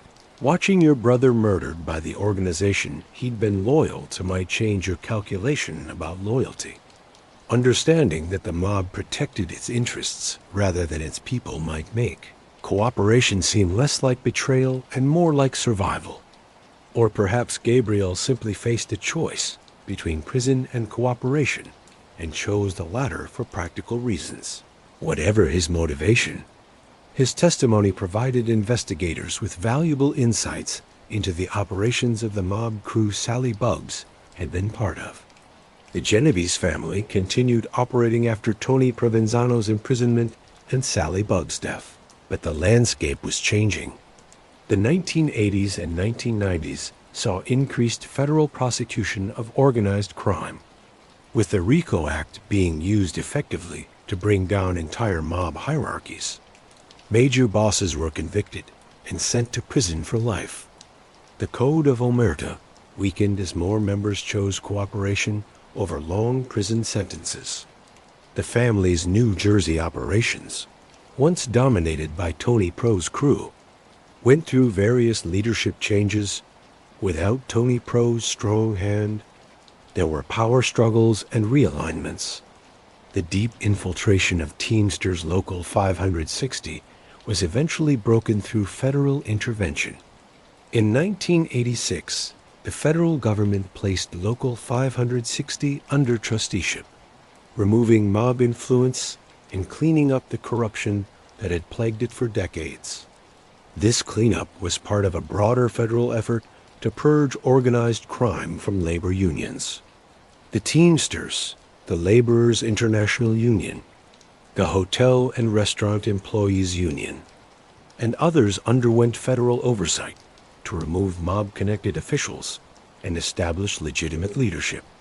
It was a long process, often contentious, but gradually effective in reducing organized crime's control over major unions. The Genovese family adapted, finding new ways to generate income and maintain power. They moved more deeply into white-collar crimes, stock fraud, insurance scams, healthcare fraud. They maintained traditional rackets like gambling and loan sharking, but operated more carefully to avoid the intense law enforcement scrutiny that had decimated their ranks in previous decades.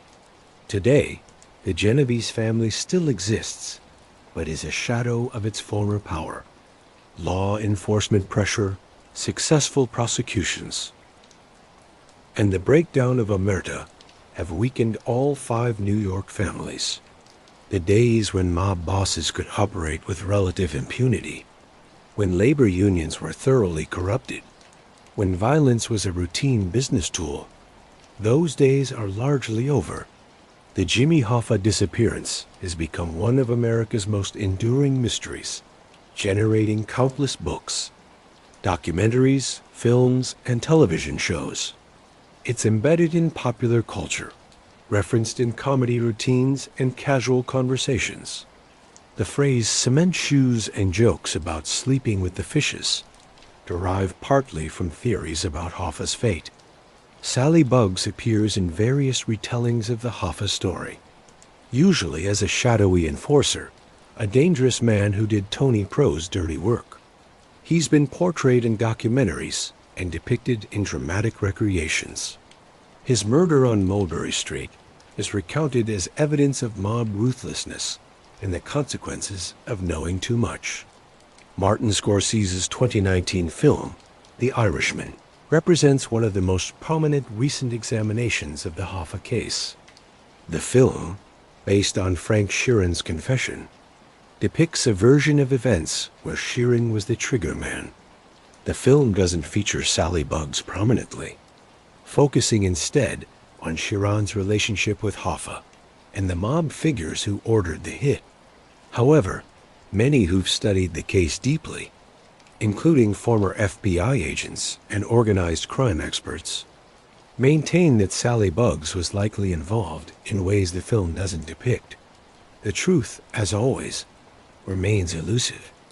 We have multiple versions of events, multiple confessions and theories, but no definitive proof that would hold up in court. What's undeniable is the public's continued fascination with the case. Why does the Hoffa disappearance continue to captivate people nearly 50 years after it occurred? Perhaps because it represents something larger than one man's murder. It represents the power and reach of organized crime at its peak. It represents the corruption of institutions that should have served workers. It represents unsolved mysteries and the frustrating reality that sometimes the bad guys get away with it. and it represents the human drama, betrayal, violence, and the consequences of living by codes that ultimately protect no one. The FBI has never officially closed the Hoffa case. It remains an active investigation, though the realistic prospects of solving it diminish with each passing year as witnesses and suspects die. The Bureau still receives tips and follows leads when they appear credible. Periodically, there are news stories about new searches or new theories. In 2013, the FBI conducted a search at a property in Oakland County, Michigan, based on a tip that Hoffa's body might be buried there. The search found nothing. Other similar searches over the years have produced the same results. No body. No physical evidence. No breakthrough. Modern forensic techniques offer possibilities that didn't exist in 1975.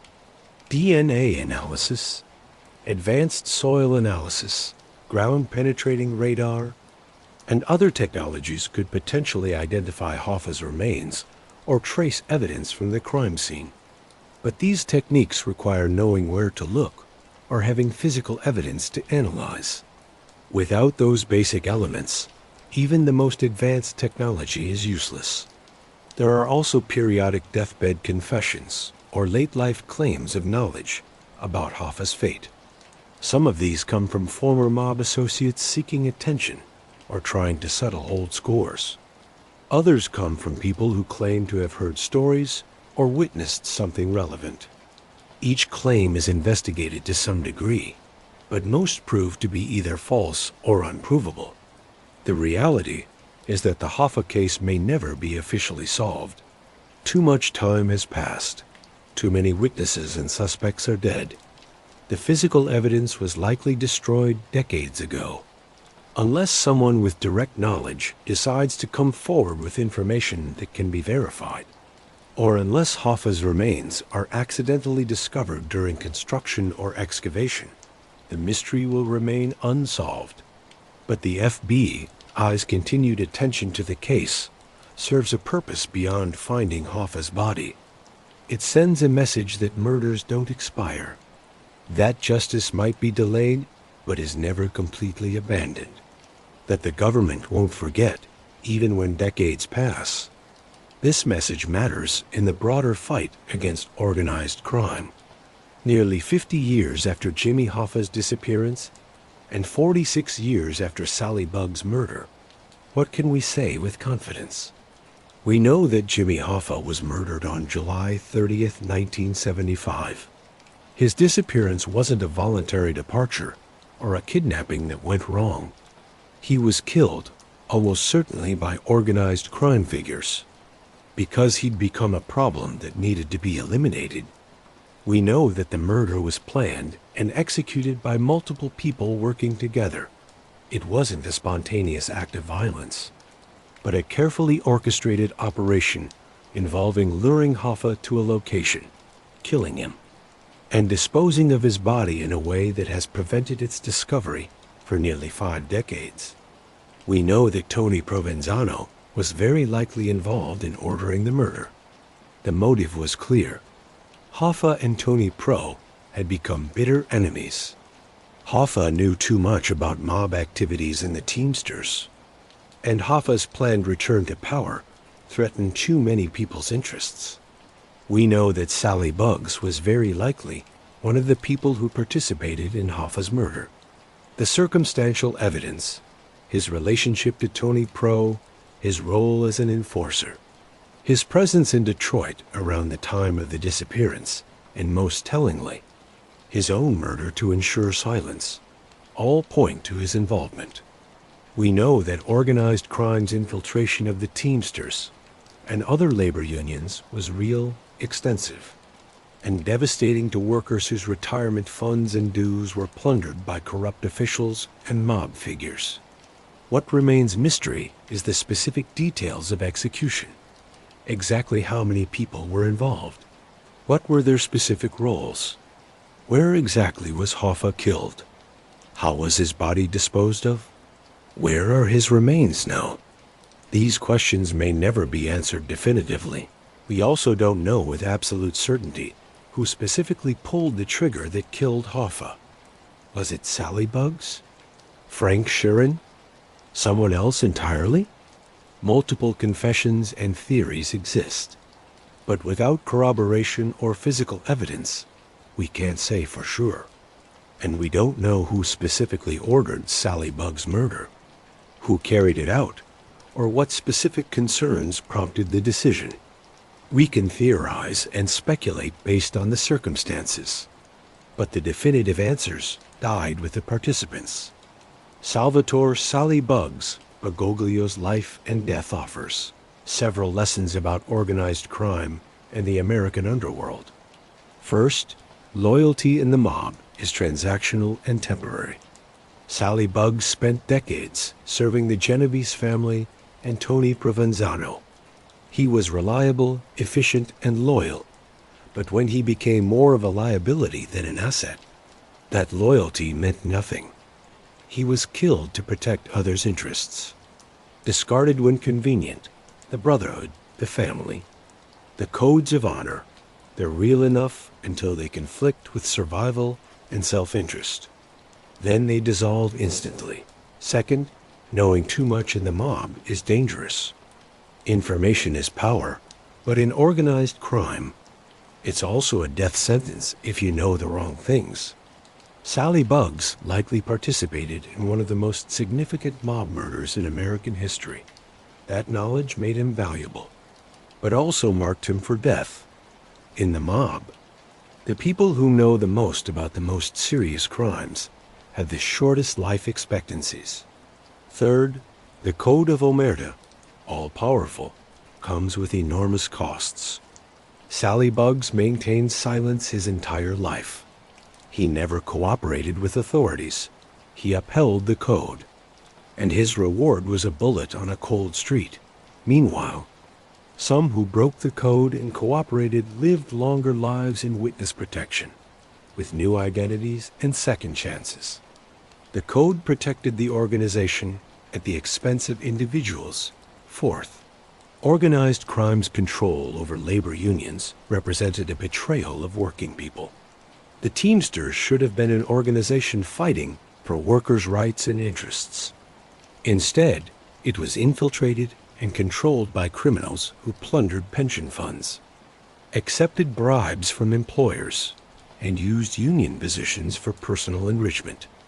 The rank-and-file members who paid dues and trusted their leaders were the ultimate victims of this corruption. Fifth, some mysteries remain unsolved, not because they're unsolvable, but because the system protecting the truth is effective. We know broadly what happened to Jimmy Hoffa. We know who is likely responsible, but the wall of silence, the Code of Omerta, the fear of retaliation, and the destruction of evidence have prevented the specific truth from emerging. This isn't a comforting reality for those who believe in justice, but it's the reality of how organized crime operates. Behind the statistics and the history and the criminal operations, there were human beings whose lives were destroyed by organized crime and its infiltration of labor unions. Jimmy Hoffa, despite his flaws and his own involvement with the mob, was a husband and father. His family spent decades not knowing exactly what happened to him, unable to bury him properly, unable to achieve closure. His disappearance haunted them for the rest of their lives. Sally Bugs' family lost a father, brother, husband, whatever else he was. He was also a human being with family connections and people who loved him. His children grew up knowing their father was murdered, that his killers were never brought to justice, that his life and death were reduced to footnotes in true crime stories. The workers whose pension funds were looted by corrupt officials and mob figures lost their retirement security. They paid dues and trusted their union, only to discover that the money had been stolen or mismanaged. Some ended their working lives with far less than they'd been promised, paying the price for corruption they didn't participate in or even know about. The communities where organized crime operated paid costs in violence, fear, and corruption. Neighborhoods where mob activity was common became places where people learned not to see, not to hear, not to talk. This culture of enforced silence and fear had long-term effects on social cohesion and trust. And law enforcement officers who dedicated careers to fighting organized crime faced frustration when cases couldn't be proven, when witnesses wouldn't talk, when the guilty walked free despite everyone knowing their crimes. Some of these officers became obsessed with cases like Hoffa's disappearance, spending decades pursuing leads that went nowhere, knowing the truth, but unable to prove it in court. We began this story on a cold March night in 1978 with Salvatore "Sallybugs" Briguglio falling on a Manhattan street. His life ended by violence, just as he'd ended others' lives. We traced his path from the neighborhoods of New Jersey through the world of organized crime and labor racketeering, to his alleged involvement in one of America's most notorious unsolved mysteries, and finally to his own murder on Mulberry Street. Sallybugs' story is ultimately about choices and consequences. He chose to enter the world of organized crime. He chose to become an enforcer, someone who delivered violence on behalf of others. He chose loyalty to the mob over cooperation with authorities. These choices brought him money, respect within certain circles, and a sense of belonging and purpose. But they also brought him to that final moment on Mulberry Street, when the system he'd served turned its violence upon him. His story is also about the myth and reality of organized crime. The myth presents the mob as a brotherhood, a family where loyalty is rewarded and members take care of each other. The reality, demonstrated brutally in Sallybugs' death, is that the mob is a criminal organization that operates by cold calculation of self-interest. When you're useful, you're protected. When you become a liability, you're eliminated. The rhetoric of honor and loyalty masks a fundamental ruthlessness. The Hoffa connection adds another dimension to Sallybugs' story. If he did participate in Hoffa's murder, and the evidence strongly suggests he did, then he was part of an operation that resonated far beyond organized crime circles. Hoffa's disappearance became a national obsession, a symbol of mob power and impunity. It raised questions about corruption in labor unions, about the effectiveness of law enforcement, about whether justice was possible when facing organized criminal enterprises. Sallybugs likely didn't think of himself as a historical figure. He was a working criminal doing a job, earning money, following the codes of his world. He probably didn't imagine that nearly 50 years after his death, people would still be discussing his life and trying to understand his role in major crimes. But history has a way of making reluctant legends of people who participated in significant events, even when those events were criminal and those people were brutal. Sallybugs' career also represents a failure of institutions that should have prevented organized crime's infiltration of labor unions and legitimate businesses. How did the mob gain such complete control over major unions like the Teamsters? How did men like Tony Provenzano openly hold positions as both mob capos and union presidents? How did this corruption persist for decades despite being an open secret? Part of the answer is corruption within law enforcement and political systems. The mob bribed police officers, judges, and politicians. They had friends in positions of power who protected them or looked the other way. This corruption wasn't universal. There were honest cops and prosecutors fighting organized crime, but it was widespread enough to significantly hamper investigations and prosecutions. Part of the answer is also the limitations of law enforcement in a free society. Investigating organized crime is difficult when members don't talk, when witnesses are intimidated, when physical evidence is carefully eliminated. The legal system requires proof beyond a reasonable doubt, which is a high bar when facing professional criminals who understand how to avoid leaving evidence. The union structure itself created opportunities for corruption. Large unions controlled enormous pension funds and had significant political influence. Leadership positions in these unions were lucrative and powerful. Without robust internal democracy and external oversight, these positions could be captured by corrupt individuals who used them for personal gain. Additionally, there was sometimes a cultural acceptance or normalization of organized crime in certain communities. When everyone knows the local social club is a mob hangout but nobody reports it, when businesses pay protection money as just another cost of doing business, when violence is met with silence rather than cooperation with police, the system perpetuates itself. Changing this required a multi-pronged approach. Better laws like RICO, better law enforcement practices, federal oversight of corrupt unions, witness protection programs, and cultural shifts in how communities view organized crime. These changes eventually came, but they took decades, and during those decades, organized crime thrived. Salvatore Briguglio lived by the code of omerta and died because of it. His entire adult life was defined by silence, not talking to authorities, not testifying, not breaking the code even when it might have saved his life. This silence was enforced culturally through loyalty and identity, and physically through violence and murder. But silence has costs. It prevented justice for victims of mob violence. It allowed criminal enterprises to flourish. It corrupted institutions that should have served the public good. It created communities where fear was normalized and cooperation with legitimate authority was condemned. The Code of Omerta, presented as a matter of honor, was actually a system of control that benefited those at the top of organized crime families while putting everyone below them at risk. Sally Bugg's silence in life meant his secrets died with him. We don't know exactly what he did, what crimes he committed, what he witnessed. His refusal to cooperate with authorities meant that justice was never achieved for at least one major crime, Jimmy Hoffa's murder, and probably many others.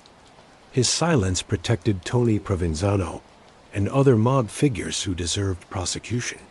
But his murder, intended to ensure permanent silence, actually spoke volumes. It confirmed investigators' suspicions about his involvement in Hoffa's disappearance. It demonstrated the mob's ruthlessness in protecting its interests. It showed that even long-term loyalty meant nothing when weighed against organizational survival. His death broke the silence more effectively than his words ever could have, providing circumstantial evidence that supported the investigation, even though it eliminated a potential witness. The subtitle of our story could be, "The most dangerous position in the mob isn't at the top or the bottom, but right in the middle, where you know too much but control too little." Sally Bugs exemplified this dangerous position perfectly. Those at the top of organized crime families, bosses and underbosses, have power and protection. They rarely commit violence personally. They issue orders through layers of insulation. They can eliminate threats to their position. Their knowledge is valuable, but difficult for prosecutors to prove, because they maintain distance from actual criminal acts. Those at the bottom, low-level associates and young soldiers, just starting out, know relatively little about the organization's most sensitive operations.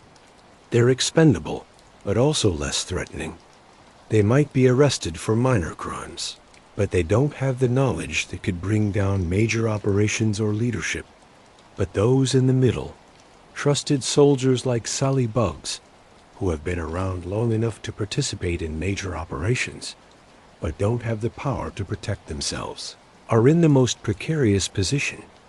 They know enough to be dangerous to the organization if they cooperate, They've done enough to face serious charges if prosecuted, but they lack the power to prevent their own elimination if leadership decides they've become liabilities. This dangerous middle ground is where many mob figures have found themselves over the decades. They've been loyal, effective, and valuable until suddenly they weren't, and then they were dead. The lesson from Sally Bugg's story is clear. In organized crime, there's no safe position for long. Everyone is expendable when circumstances require it. Popular culture has created a romanticized image of organized crime, the honor among thieves, the family loyalty, the codes of behavior that supposedly governed mob life. Movies and television shows present mobsters as anti-heroes, criminals. Yes, but with their own moral codes and sense of justice. Sally Bugg's story shatters these myths. There was no honor in his murder by the very organization he'd served loyally. There was no family loyalty when the Genovese family decided he was too risky to keep alive. The codes that supposedly governed behavior were selectively applied and ultimately meant nothing when weighed against self-interest and survival. The reality of organized crime, as demonstrated by Sally Bugg's life and death, is that it's a criminal enterprise built on violence, fear, and exploitation. It corrupted unions that should have served workers. It infiltrated legitimate businesses. It used violence to control territories and eliminate competition. It created systems where silence was enforced through terror, and where the cost of speaking out was death. Yes, there were personal relationships, genuine friendships, and bonds between mob members. Yes, there were moments of loyalty and support, but these existed within a fundamentally predatory and violent system. When those personal relationships conflicted with organizational interests, the organization won. When loyalty conflicted with survival, survival won. The myths of honor and family were convenient fictions that helped maintain control and recruit new members. But they dissolved quickly when tested. What relevance does Sally Bugg's story have for us today? Nearly 50 years after his death? On the surface, it might seem like ancient history, a story from an era when organized crime was more powerful, when labor unions were more influential, when the mob could operate with relative impunity. But the underlying themes remain relevant. Corruption in institutions continues. Criminal organizations still exist and adapt to new opportunities. The tension between individual interests and organizational loyalty persists in many contexts. The question of how to fight sophisticated criminal enterprises while maintaining civil liberties and rule of law remains challenging. Additionally, the story offers lessons about the consequences of choices. Sally Bugs chose a path that offered short-term benefits, money, respect, belonging, power, but carried enormous long-term risks. His death on Mulberry Street was a direct result of choices he made decades earlier. This pattern, choices that seem attractive in the moment but carry delayed consequences, applies far beyond organized crime. The story also reminds us that some mysteries may never be fully solved. Despite massive investigative efforts, despite decades of work by law enforcement, despite public fascination and media attention, we still don't know exactly what happened to Jimmy Hoffa. This is frustrating, but important to acknowledge. Sometimes the bad guys do get away with it. Sometimes justice isn't achieved. Sometimes the truth remains hidden, finally. This story illustrates the human cost of criminal systems. Behind the dramatic narratives of mob hits and major crimes are real victims, people who lost loved ones, workers whose pension funds were stolen, families affected by violence and corruption. These human costs are easy to overlook when focusing on the dramatic elements of true crime stories, but they're the most important part of the story. We return now to where we began. Mulberry Street on a cold March night in 1978. Salvatore "Sally Bugs" Briguglio lies dead on the pavement, his blood mixing with the dirty snow. Police lights flash red and blue against the brick buildings. Detectives take notes. Witnesses give vague statements. The neighborhood watches in silence, understanding implicitly that this is mob business, that questions will lead nowhere, that talking will bring only trouble. In the hours after his death, Sally Bugs' body is removed to the morgue. The crime scene is processed and released. Life on Mulberry Street continues. The restaurants serve customers. The social clubs remain open. The neighborhood absorbs another act of violence and moves on, as it has done countless times before. Somewhere, men who ordered his death receive word that the job is done. There's no celebration, no drama. It's simply business concluded. A problem solved, a liability eliminated. They move on to other matters, other concerns.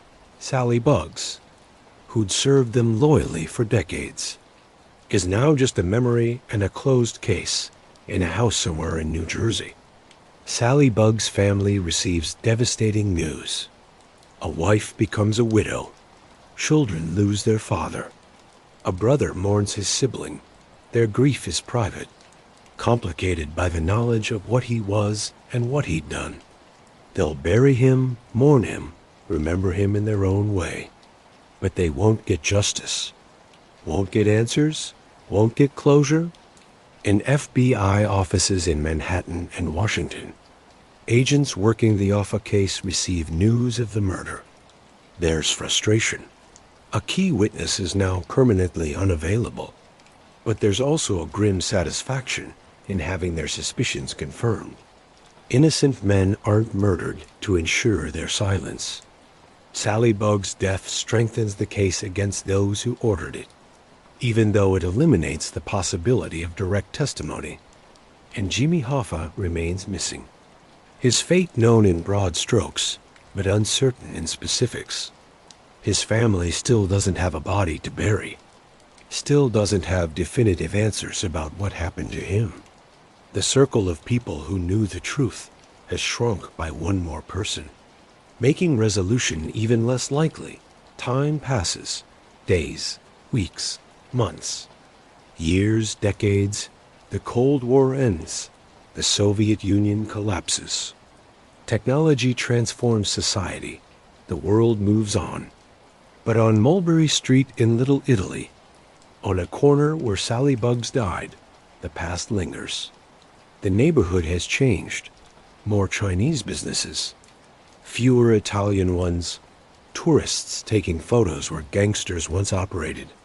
But the history remains, embedded in the pavement, remembered by those who were there, preserved in police files and news archives. Salvatore Briguglio's story is one thread in a larger tapestry.